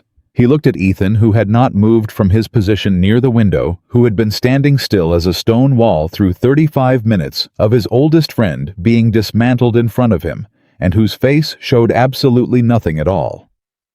"Ethan," Cole said, and his voice cracked slightly on the single syllable. Ethan looked at him. "Don't," Ethan said quietly. One word, final as a door closing. Cole looked at him for a moment longer. Then he picked up his leather portfolio. He stood. He looked around the table at 7 people who had known him for years and were looking back at him as though they were seeing someone they didn't recognize. He straightened his jacket. He walked out. The door closed behind him. The room breathed. Dr. Haynes was the first to speak. "Ms. Carter," she said, "the secondary server access, do we have full documentation of the chain of custody?" "Yes," Emily said. "Everything is time-stamped and logged through the audit authorization protocol. Paul Reeves in IT can verify the access independently." "Good." Dr. Haynes made a note. "We're going to need to move quickly on the legal containment. Marcus, what's the timeline on the injunction attempt from Fitch's counsel?" "Our motion was filed at midnight," Marcus said. "We expect it to be dismissed before noon today. The authorization question has no merit. And the competitor notifications, we have disclosure obligations." "Already drafted," Marcus said, "pending board authorization." The conversation moved quickly after that legal procedural structured. Emily answered questions when asked and stayed out of the way when the board needed to move through the mechanics of crisis management. This was the part she knew how to do. The part that had nothing to do with the weight of the preceding hour, and everything to do with the next 48 hours being navigated correctly. At 10:20, Dr. Haynes called a short recess. Emily stepped out into the hallway. She leaned against the wall. She closed her eyes for approximately 10 seconds. "Emily." She opened her eyes. Ethan was in the hallway. He had followed her out, which meant he had left the board meeting, a thing she would not have expected him to do. "You should be in there," she said. "They're taking a break," he said. He stood close. Not inappropriately close, just close in the way that happens between people when the formal architecture of a situation briefly drops away. "Are you all right?" "I'm fine," she said. "You've been fine a lot in the last 3 weeks." "I'm good at fine, Emily." His voice was low and very direct. "You just did something in that room that most people couldn't have done. You sat across from a man who had tried to intimidate you, who had tried to undermine your credibility before you could use it, who had built a contingency plan designed to protect himself at everyone else's expense, and you dismantled it, calmly, completely, in front of 7 people who needed to see exactly that." She looked at him. "I just did my job." "No," he said. "You did something more than your job. You didn't have to go back to that secondary server at 6 in the morning. You didn't have to spend 3 weeks building something this thorough when a surface-level audit would have satisfied the contract. You didn't have to." He stopped. "You chose to." She held his gaze. "Of course I chose to," she said quietly. "It was the right thing to do." "It was also hard," he said. And scary. And you did it anyway. She didn't answer that. She didn't know how to quite. She had spent so many years making hard things look easy, smoothing the edges of her own effort so that nobody would see how much it cost her. How much she was always working to stay one step ahead of the voice that said she wasn't enough for the room she was standing in. "Ethan," she said, "Cole is going to come back with something. Whatever his attorney files today, it's not over. You know that." "I know," he said. "I've been thinking about that." "He's going to go to the press," Emily said, "before we can control the narrative. He's going to give someone a version of this that makes me the story conflict of interest outside consultant personal relationship with the CEO. He's going to try to make the investigation the problem instead of what the investigation found." Ethan was quiet. And I need you to let me handle the press piece," she said. "That's actually what you hired me for, the communications recovery. I've been building that plan alongside the investigation. I know exactly how this story gets told, and who tells it first and in what order." She paused. "But I need your trust on the timing. If we move on the communications piece before the legal containment is fully in place, we give his attorney something to work with." "How long?" 48 hours, maybe less." He looked at her for a long moment. "You've had the communications plan ready the whole time." "I've been working on it in parallel since the end of the first week," she said. "I knew what we were going to find eventually. I needed to know what we'd do with it when we did." "You planned for this." "I plan for everything," she said. "Occupational habit."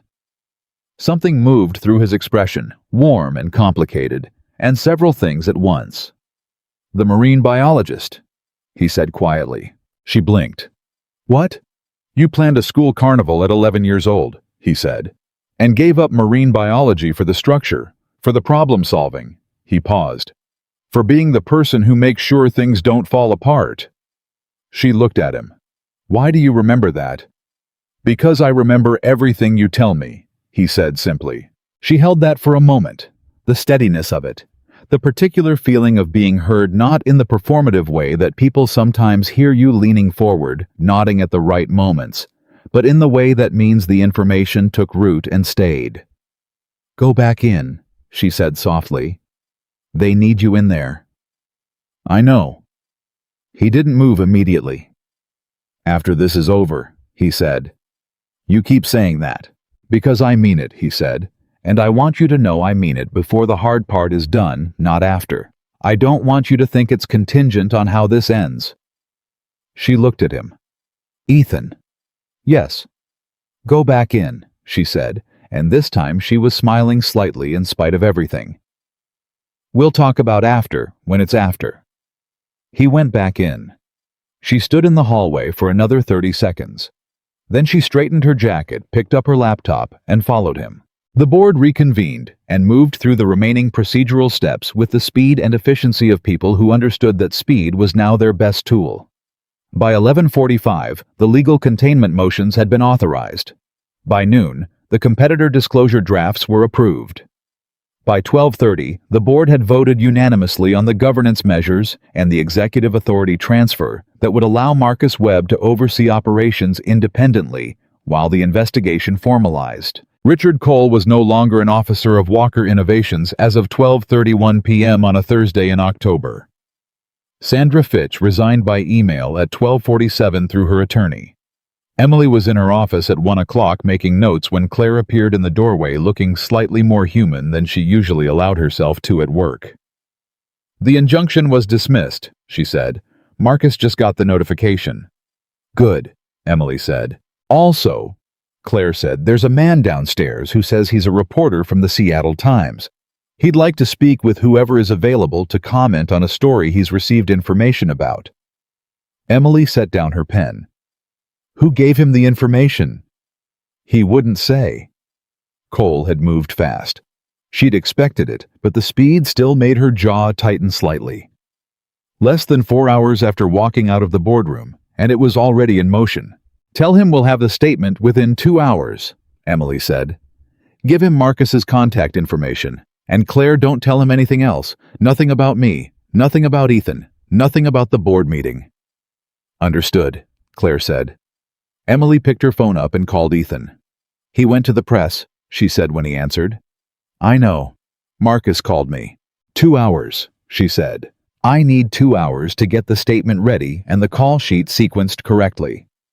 The Times can't be first if Cole gave them something. We need our version in front of the right people before it hits print. What do you need from me? I need you to be unreachable for 2 hours. No calls, no interviews, no statements. Can you do that? I can do that. And I need you to trust me. A pause, not a long one. I already do, he said. She hung up and started working. The next 90 minutes were the most concentrated professional sprint of Emily Carter's career. She had the communications plan, she'd had the bones of it for 10 days, but now she needed to execute it with a precision that left no gap for Cole's narrative to find purchase. She called 3 journalists she had built relationships with over years of corporate work. She gave each of them a specific piece of the story, the broad strokes of the investigation, the board's findings, and crucially the fact that the CEO had been personally targeted by the contingency plan. She gave them enough to file something accurate before the Times piece ran. She did not give any of them everything. She never did. She drafted the official company statement in 40 minutes. It was 18 sentences long, contained no defensive language, and was structured to put the board's decisive action front and center rather than the misconduct itself. She'd learned a long time ago that the story people remembered wasn't the thing that went wrong. It was whether the people responsible had handled it with integrity. She sent the statement to Marcus at 2:45. He called her back in 6 minutes. This is exactly right, he said. How did you write this in 40 minutes? I've been thinking about it for 2 weeks, she said. He was quiet for a moment. Emily, in my 40 years of corporate law, I have worked with some of the best crisis management professionals in the country. He paused. You are the best I have ever seen. She sat with that for a moment. Felt it land somewhere it needed to land. Thank you, Marcus, she said. Don't thank me, he said. Just keep being this good. She released the statement at 3:15. By 3:42 of the 3 journalists she'd contacted had pieces up. By 4 o'clock, the Seattle Times reporter had called back and asked if Emily was available to speak on the record. She was. She spoke for 22 minutes. She was careful, precise, and scrupulously fair. She said nothing that she could not document. Nothing that was designed to damage, rather than inform, nothing that exceeded what the evidence supported. She gave him the story of what had happened inside Walker Innovations, in the order it had happened without editorializing. At the end he asked, Ms. Carter, there's been some suggestion from sources close to the former executives that your role in this investigation was compromised by a personal relationship with the CEO. How do you respond to that? Emily had been waiting for this question since Tuesday. I'd respond by pointing to the evidence, she said. Every finding in this investigation is independently verifiable. It was reviewed by outside legal counsel, by a former FTC senior counsel, and by the board's independent director, all of whom confirmed its accuracy. The investigation was conducted with full documentation of every access point and every source. Anyone who wants to audit the audit is welcome to. She paused. As for the suggestion that a professional relationship with the person I was hired to serve compromises the work I did, I'd gently suggest that the opposite is true. I did this work because I care about what's right for this company. That's not a conflict. That's a commitment. Silence on the line. That's on the record, the reporter said. Everything I've said to you today is on the record, she said. She hung up at 4:37. She sat in the quiet of her office. The building around her had the slightly different energy that spaces get when something significant has happened inside them, a kind of residual alertness, like the air hadn't quite settled yet. Her phone buzzed. Jess, I just saw the Walker Innovation story on the newsfeed. Is that? Yes, Emily typed back. Emily Carter. I know. Are you okay? She thought about the question the way she had thought about it Tuesday morning and Wednesday evening, and approximately 14 other times in the past 3 weeks. She thought about what the answer actually was, not the reflexive fine, not the professional. I'm managing it, but the real answer that existed somewhere underneath both of those. Yeah, she typed. I really am. She put the phone down. She looked at the evidence file still open on her laptop, 23 pages, and a secondary server log, and 60 hours of the most focused work she'd done in her professional life. And she felt something settle in her that had been unsettled for longer than 3 weeks. Longer maybe than she had been willing to admit. She had spent years being good at her job in the careful, contained way of someone who worried that being too good, too visible, too present might cause problems. She had made herself useful and kept herself quiet and worked twice as hard as anyone around her, and then wondered why she sometimes felt invisible anyway. And then she had walked into Walker Innovations 3 weeks ago and found something real to fight for, and she had fought for it without holding back, without making herself smaller, without apologizing for the space she was taking up, and the world had not ended. The room had not collapsed. The powerful people had not decided she was too much. They had listened. She was still sitting with that when there was a knock at her open door. Ethan was there. He had his jacket off his sleeves, rolled to the elbow, and he looked like a man who had just lived through a very long day, which he had. But his eyes were clear, and there was something in his face that hadn't been there before, not exactly lighter, but less loaded. Like he'd been carrying something for 14 months and had finally been allowed to set it down. The statement is running everywhere, he said. I know. I've been watching. Marcus says Cole's attorney filed a response, and it's already falling apart. He paused. He also said you handled the Times call exactly right. Marcus was listening. He listens to everything. It's what makes him good. He came in. He leaned against the wall near the door, not quite entering the office, as though he was giving her the choice of the space between them. How are you doing? I've been answering that question a lot today, she said. I know, I'm asking anyway. She looked at him. I'm good, she said. I'm really genuinely good. Not fine, not managing. Good. Something in his face softened. You know what I keep thinking about? Tell me. The rooftop, he said. 3 weeks ago. You walked across that room like you were walking to your own execution. He paused. And then you kissed me anyway. She laughed, a real laugh, the kind that surprised her slightly. Jess dared me. I know, he said. But you did it. You were terrified, and you did it anyway. He looked at her steadily. That's the same thing you did in that boardroom today. You were scared I could see it, even though you were very good at not showing it, and you did it anyway. Brave and afraid are not mutually exclusive, she said. No, he said. They're not. He pushed off the wall. He crossed the office and stopped at the edge of the desk the same way he had Wednesday evening, that carefully maintained distance that was no longer fooling either of them. I have a question. Okay. Grace is with my sister tonight. I have no meetings, no calls, no crises, or at least no new ones. And there is a restaurant 3 blocks from here that makes the best pasta in Seattle, in my opinion. And I've been wanting to take you there since Tuesday, and there hasn't been a single moment when the world wasn't on fire. He looked at her. Is the world sufficiently not on fire tonight for dinner? Emily looked at him across the edge of the desk. She thought about everything that had happened in 3 weeks, the dare and the kiss, and the conference room, and the red tablecloths, and the evidence file, and Grace's cereal box astronaut helmet, and Richard Cole's smooth voice telling her she was in over her head, and the moment she had stood in front of a board of directors and told them the truth about their company without flinching. Yes, she said, the world is sufficiently not on fire. He smiled. And it was not the ghost of a smile, or the corner of one, or the suggestion of warmth behind controlled composure.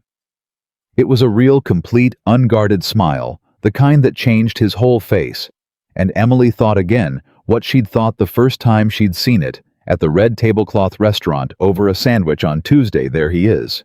Give me 10 minutes, she said. She closed her laptop.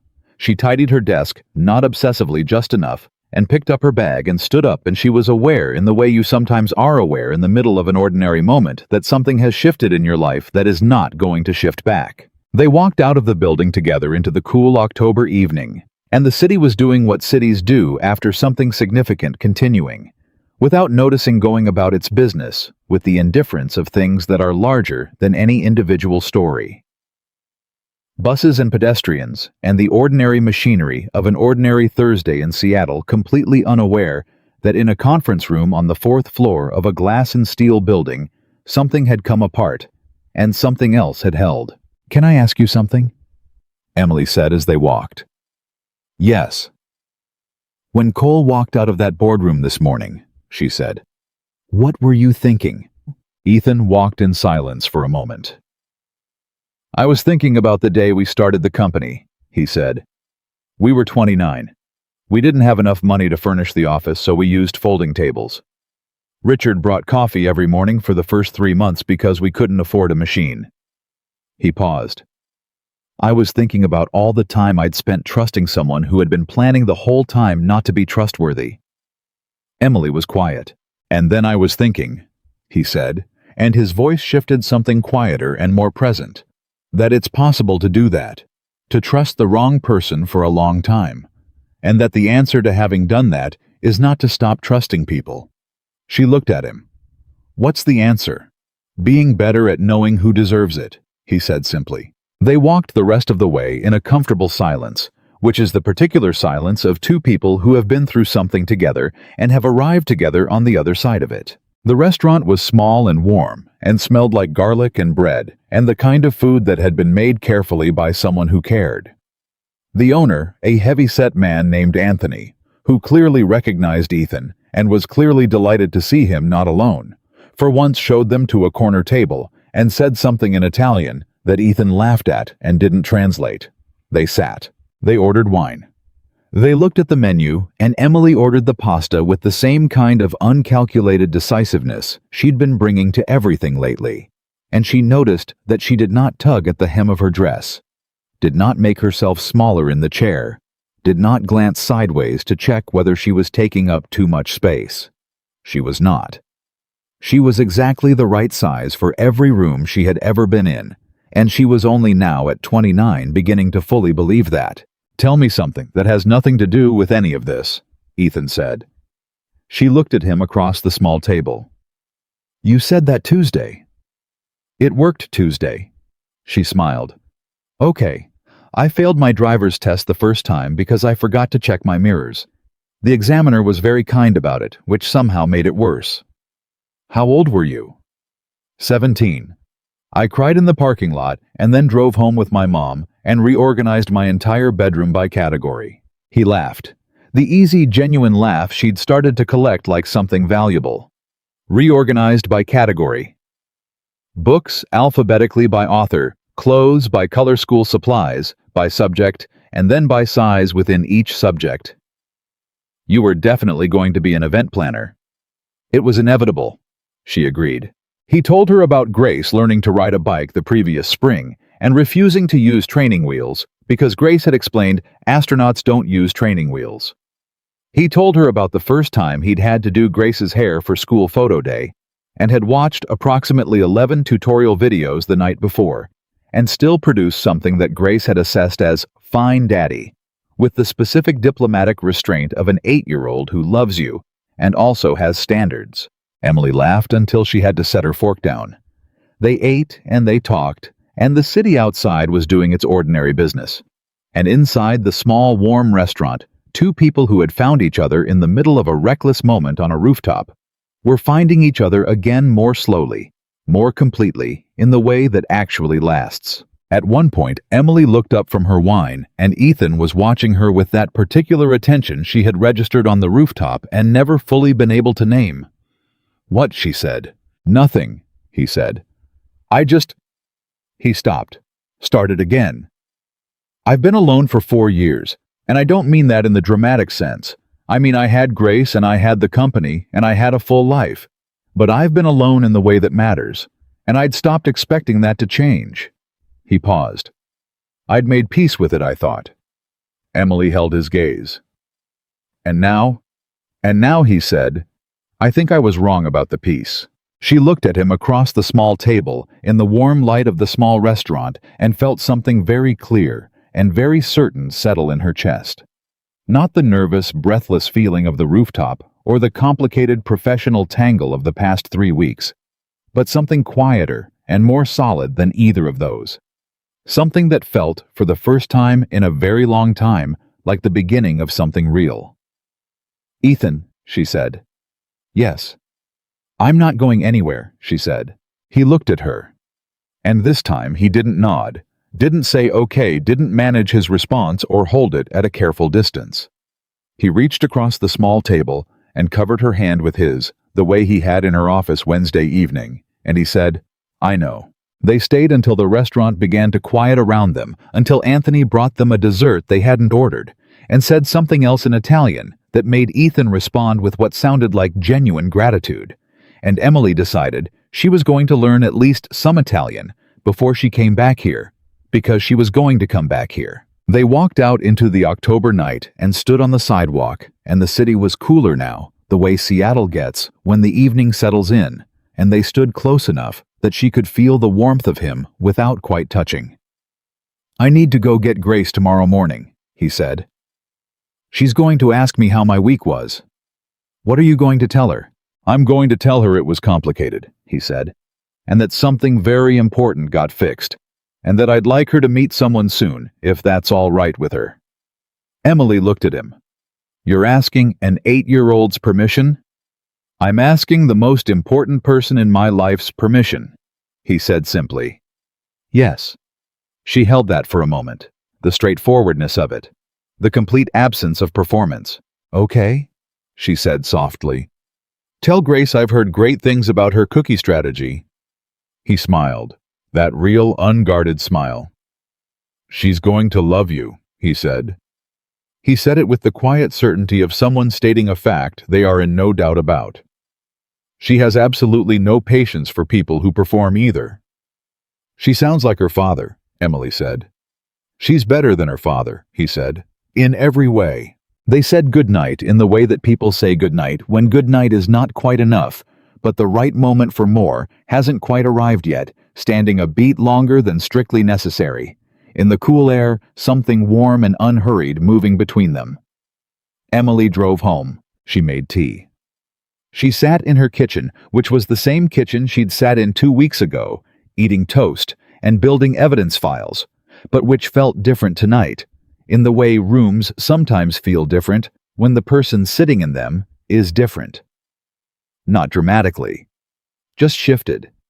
Adjusted. She thought about the woman who had walked across a rooftop bar in a burgundy dress because her best friend asked her to, and because some part of her, the part that was tired of staying small and staying safe, had said yes before the careful part could say no. She thought about what that one moment had led to.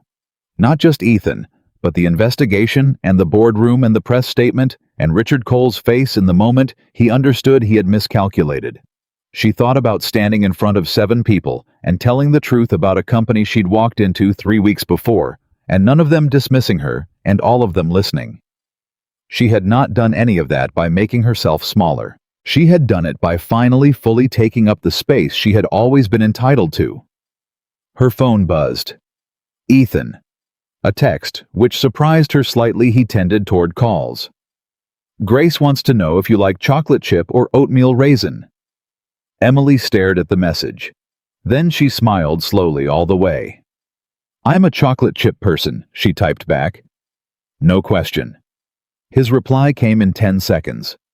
Good. She says oatmeal raisin people can't be trusted.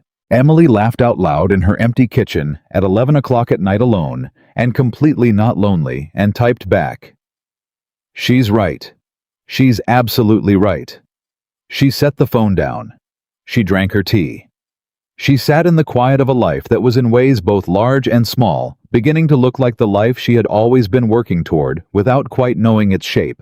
The Friday after the board meeting, Emily woke up at 5:15 out of pure habit and lay in the dark for a full 10 minutes before she realized there was nowhere she needed to be by 6:50. It was the strangest feeling. Not bad, Just unfamiliar the way the absence of pressure feels when you've been living inside it long enough that its weight has become invisible. She lay there and listened to the quiet, and thought about the past 3 weeks with the particular clarity that comes when something intense has ended, and you can finally see the shape of it from the outside. She had walked into Walker Innovations as a contractor with a limited scope and a 12-week timeline. She was leaving it, or at least the crisis phase of it, having dismantled a 14-month fraud operation, saved a company from being gutted from the inside, and filed a communication strategy that Marcus Webb had already described to the board as the best crisis recovery plan he'd seen in his career. She had also, somewhere in the middle of all of that, fallen for someone. She was honest enough with herself to call it what it was. She got up at 5:30 anyway, made coffee, sat at her kitchen table with her laptop and the newsfeed, which was still running the Walker Innovation story on a slow morning cycle. The framing was exactly what she'd built it to be: decisive board action, transparency, the company's commitment to accountability. Richard Cole's name appeared in the 4th paragraph, not the 1st. Sandra Fitch was mentioned twice and quoted 0 times. She was reading the 3rd piece when her phone rang. Ethan, 6:02 a.m. "Grace wants to know if you're free Saturday," he said by way of greeting. Emily set down her coffee. "Does Grace want to know, or do you want to know?" A pause. "Both of us want to know." "What's Saturday?" "There's a science museum downtown that has a new space exhibit," he said. "Grace has been asking to go since it opened in September, and I've been less available than I intended to be." His voice had the slight tightness of a parent who has had to say, "not this weekend," one too many times, and is done saying it. "I thought Saturday might be a good day to fix that." "And you want me to come?" "Grace specifically requested you," he said. "She said, and I'm quoting directly, that she wants to meet the lady who knows about cookies." Emily laughed. "That's my reputation now." "It's an excellent reputation," Ethan said. And then quieter. "I want you to come too. Not just Grace." She held the phone for a moment. Thought about what it meant, not the logistics of a Saturday afternoon, but what it actually meant. Meeting his daughter.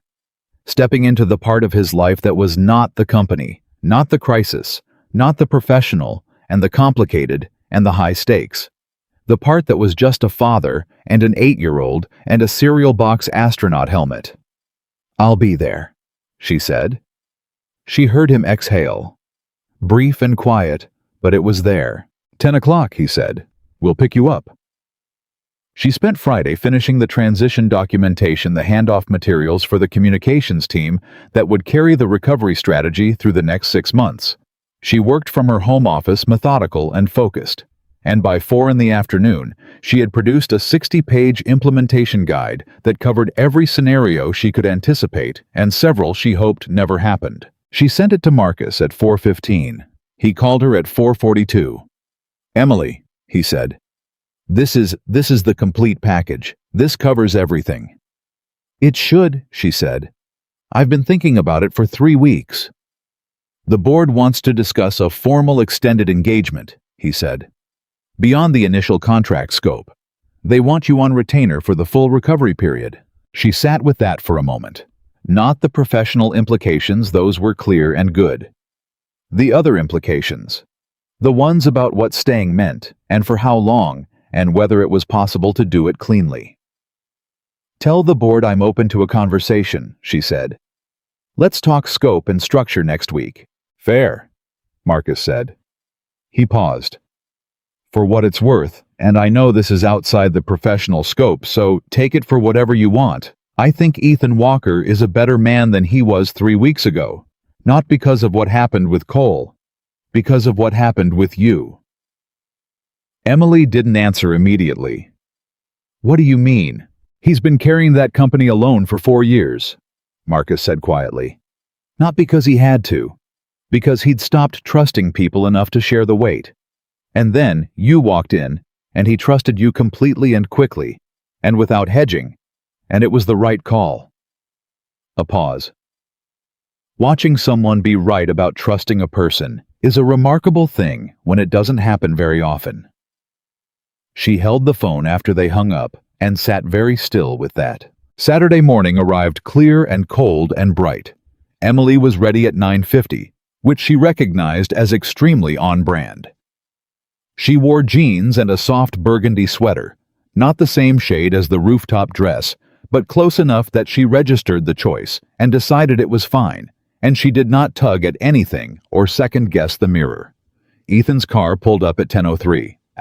She opened the door and got in, and from the back seat came a voice of absolute immediate authority. "You're Emily." She turned. Grace Walker was small and dark-haired, and had her father's eyes at approximately double the wattage, and she was looking at Emily with the frank, unfiltered assessment that 8-year-olds apply to new adults before they've learned that it's impolite to be that direct. "I am," Emily said. "You must be Grace. Dad talks about you," Grace said, in a tone that conveyed this was a notable and slightly interesting fact. "Grace," Ethan said from the driver's seat, with the patient weariness of someone who has had about 30 years of parenting in 4. "It's a compliment," Grace said with complete dignity. "It's absolutely a compliment," Emily agreed. Grace considered her for another 2 seconds, then apparently reached a verdict and said, "Okay, do you know about black holes?" Emily turned fully in the seat so she could look at her properly. "Some things. Tell me what you know, and I'll tell you if I know the same things." Grace launched into a detailed and largely accurate summary of stellar collapse event horizons and the philosophical question of what happens to information that passes a black hole's boundary, which she had apparently developed opinions about. Emily listened and asked real questions, and pushed back twice on things Grace had slightly wrong, and Grace corrected herself without embarrassment and pushed forward. Ethan drove and said almost nothing, and Emily could feel without looking at him the particular quality of his silence, the warm, quiet attention of someone watching something they love proceed exactly as they'd hoped. By the time they arrived, Grace had established that Emily was an acceptable source of scientific exchange, and had additionally confirmed the cookie preferences question directly, which Emily answered correctly, and had solemnly nodded, as though a significant requirement had been met. The Science Museum was busy in the comfortable way of weekend mornings, families and kids, and the low-level, joyful noise of people encountering things that surprised them. Grace walked fast and with direction, already knowing exactly which exhibit she wanted to see first, and Ethan and Emily followed in the way of 2 adults who have found a comfortable pace with each other, close, but not performing closeness easy in the way that takes years to develop, and that they had somehow arrived at in 3 weeks. In the space exhibit, Grace stood in front of a scale model of the solar system for a long time. Then she said without turning around, "If I become an astronaut, do you think I'd get to go to Mars?" "I think the timeline for Mars missions aligns pretty well with when you'd be in your career," Emily said. "Maybe 20 to 30 years from now." "I'd be 38, Grace said, calculating instantly. "Perfect age for Mars," Emily said. Grace turned around. "Do you think Dad would be scared?" Emily glanced at Ethan. He was looking at Grace with an expression that was entirely unguarded, all the controlled composure gone, just a father looking at his daughter, with the specific mixture of terror and pride that the question deserved. "I think your dad would be very scared," Emily said honestly. "And very proud.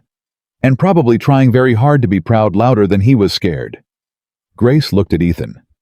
"Is that true?" "That is completely true," Ethan said quietly. Grace seemed satisfied with this.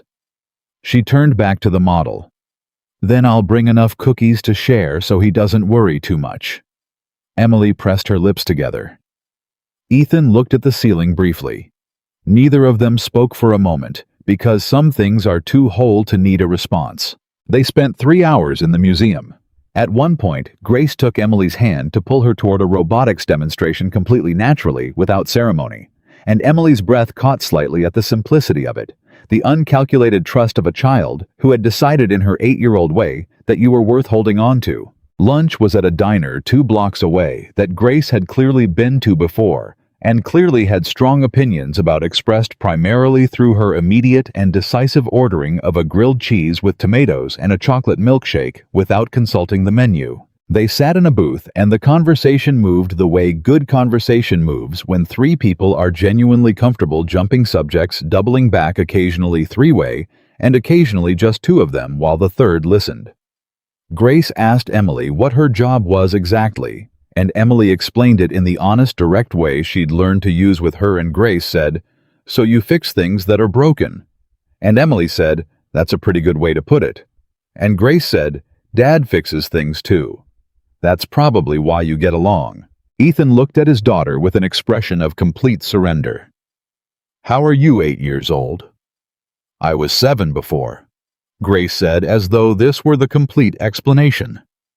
Emily laughed and didn't bother to hide it, and Ethan looked at her laughing, and something in his face did the thing it had been doing with increasing frequency, opening just slightly in a way that had nothing to do with the controlled executive and everything to do with the person underneath him.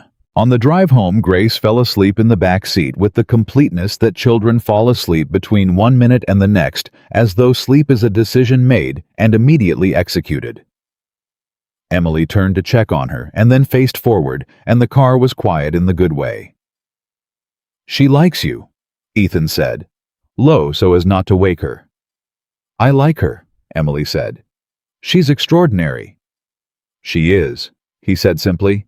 "She gets the directness from you. She gets everything good from her mother," he said. "She gets the stubbornness from me." "The stubbornness is good too," Emily said. He glanced at her. "Yeah. It's what makes her tell you she's going to Mars, even though she knows it scares you," Emily said. "That's not stubbornness. That's courage." He was quiet for a moment. "I'm falling in love with you," he said. He said it the same way he said everything important, simply, directly, without build-up or hedging or any architecture of protection around it.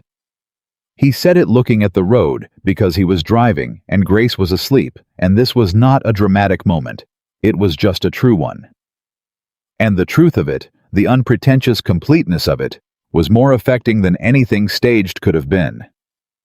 Emily looked at him for a long moment. "I know," she said softly. "I'm falling in love with you too." He nodded once. The nod of someone who has said the thing they needed to say, and is at peace with having said it. They drove the rest of the way in the particular quiet of two people who have just handed each other something real, and are being careful with it. 3 weeks later, Richard Cole was formally charged with corporate espionage and securities fraud. Sandra Fitch accepted a plea agreement that involved returning a significant portion of the financial benefit she'd received and cooperating with the broader investigation. The case made national news not as a corporate scandal story, but as something more nuanced. A story about institutional trust, about what happens when loyalty is weaponized, about the systems that allow good people to be betrayed by the people closest to them. Emily gave one interview about it. She was careful, precise, and fair the way she'd been with the Times reporter on the Thursday it broke. She said what was true and nothing beyond what was true, and she gave the story no more of herself than it deserved.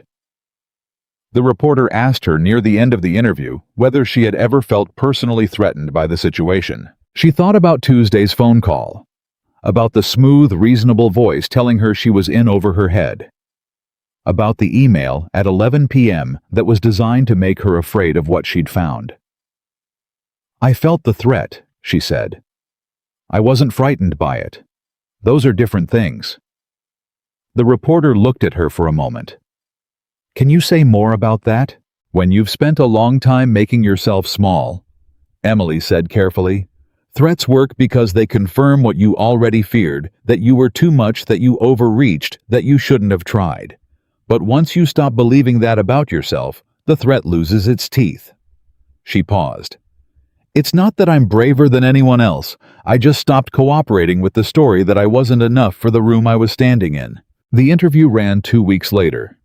Emily's phone was busy for 3 days afterward. Other CEOs, other companies, a business journalism podcast, a former colleague she hadn't spoken to in 2 years, and perhaps most surprisingly, a woman named Dr. Patricia Haynes, who said she'd read the interview twice and wanted to talk about a project she was working on that needed exactly the kind of thinking Emily had described. The project turned out to be a governance initiative, Patricia was building with 3 other corporate boards designed to identify and address the kind of internal trust breakdown that had nearly destroyed Walker Innovations. She wanted Emily to help design the communications and assessment framework. Emily said yes on the phone before she'd even looked at the scope document. She called Jess after because some things you need to say to the person who dared you in the first place. "You were right," she said when Jess picked up. "I'm always right," Jess said. "About what specifically?" "The birthday dare." Silence. Then, "Emily Carter, are you telling me that me daring you to kiss a stranger on my birthday changed your life?" "I'm telling you that it started a chain of events it changed your life," Jess said firmly. "It changed my life," Emily said. "I want that acknowledged in some permanent way. I'll put it in my acknowledgments when I write my book." "You're writing a book." "I'm not," Emily said. "But if I did..." Jess laughed bright and real. "How is he?" "He's good," Emily said, and the smile in her voice when she said it was audible. "He's really good." "And Grace. She has informed me that oatmeal raisin cookie people cannot be trusted and that she is planning to go to Mars at age 38.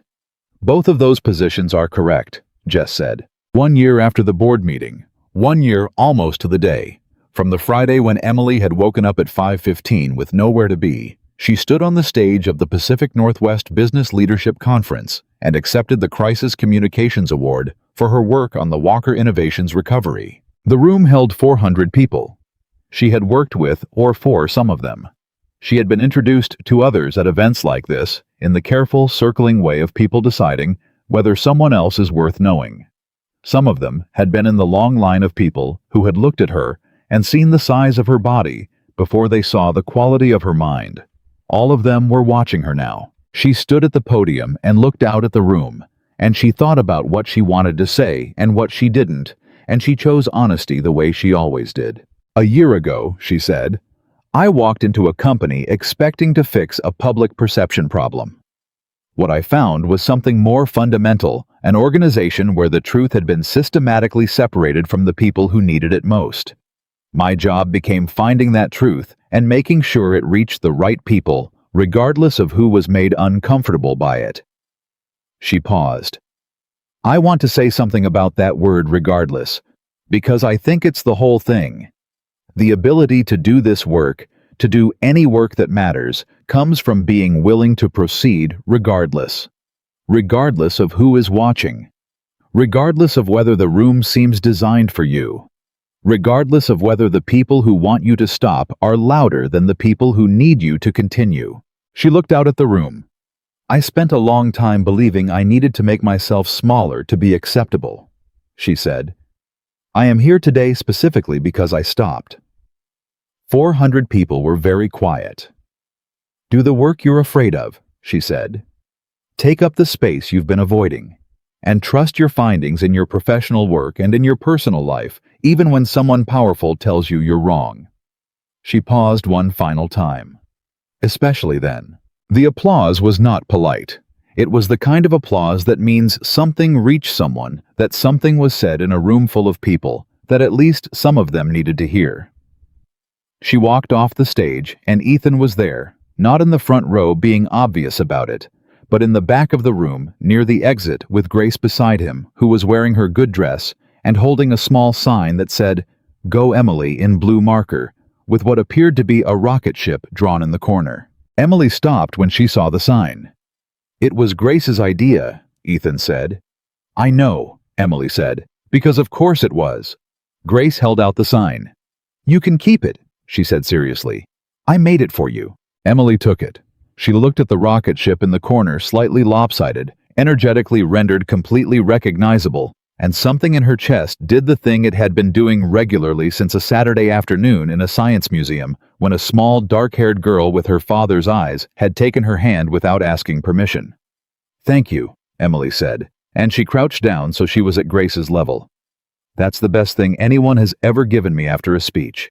"Better than the award?" Grace asked with the directness that was entirely her own.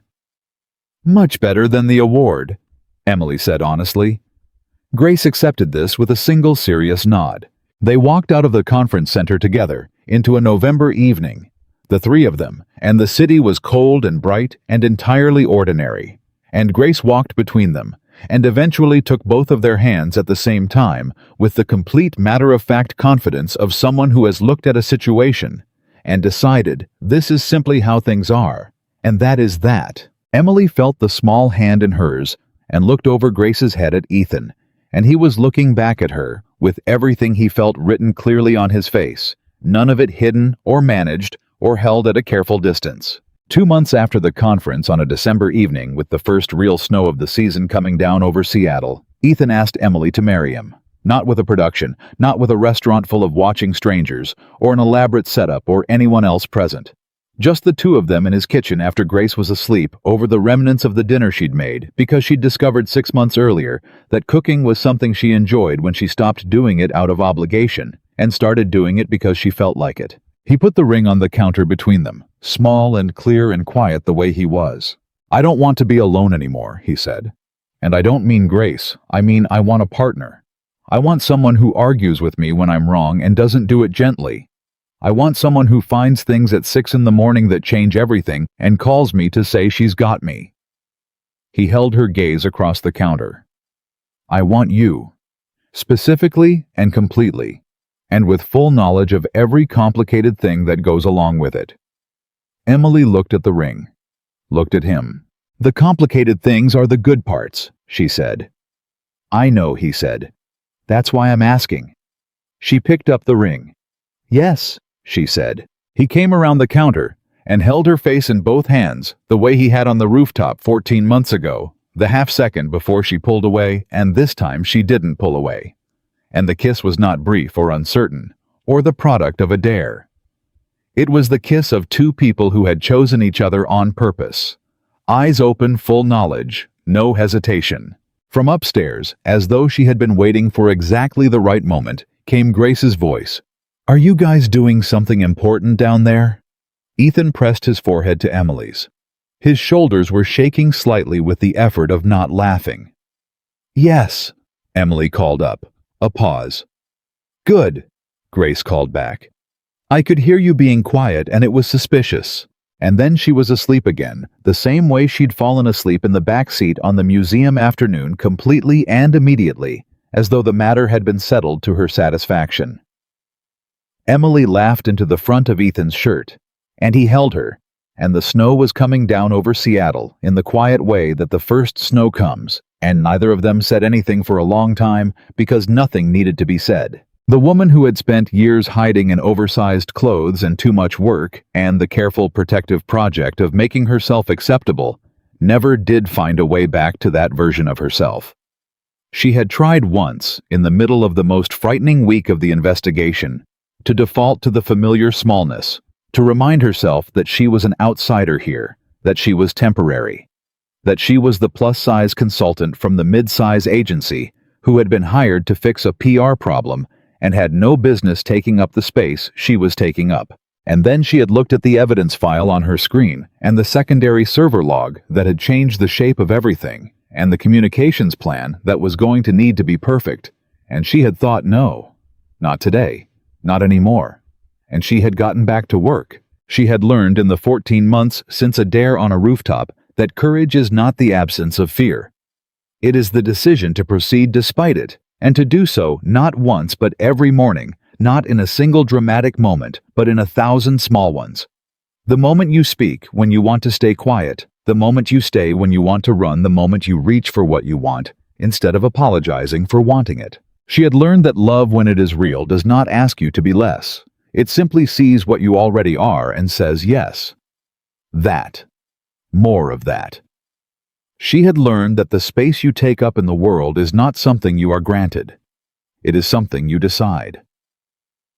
And Emily Carter, who had once walked across a rooftop bar on a dare and kissed a stranger because some stubborn buried part of her had said yes before the careful part could say no, Emily Carter had made her decision. She was not going anywhere. She was not making herself smaller. She was not apologizing for the room she was standing in, or the life she was building, or the love she had chosen and been chosen by in return. She was exactly where she was supposed to be, exactly as large as she had always been, exactly as extraordinary as the man who loved her had always known. And the woman who once walked into a room hoping nobody noticed her had become, without apology and without reservation, the woman that nobody forgot.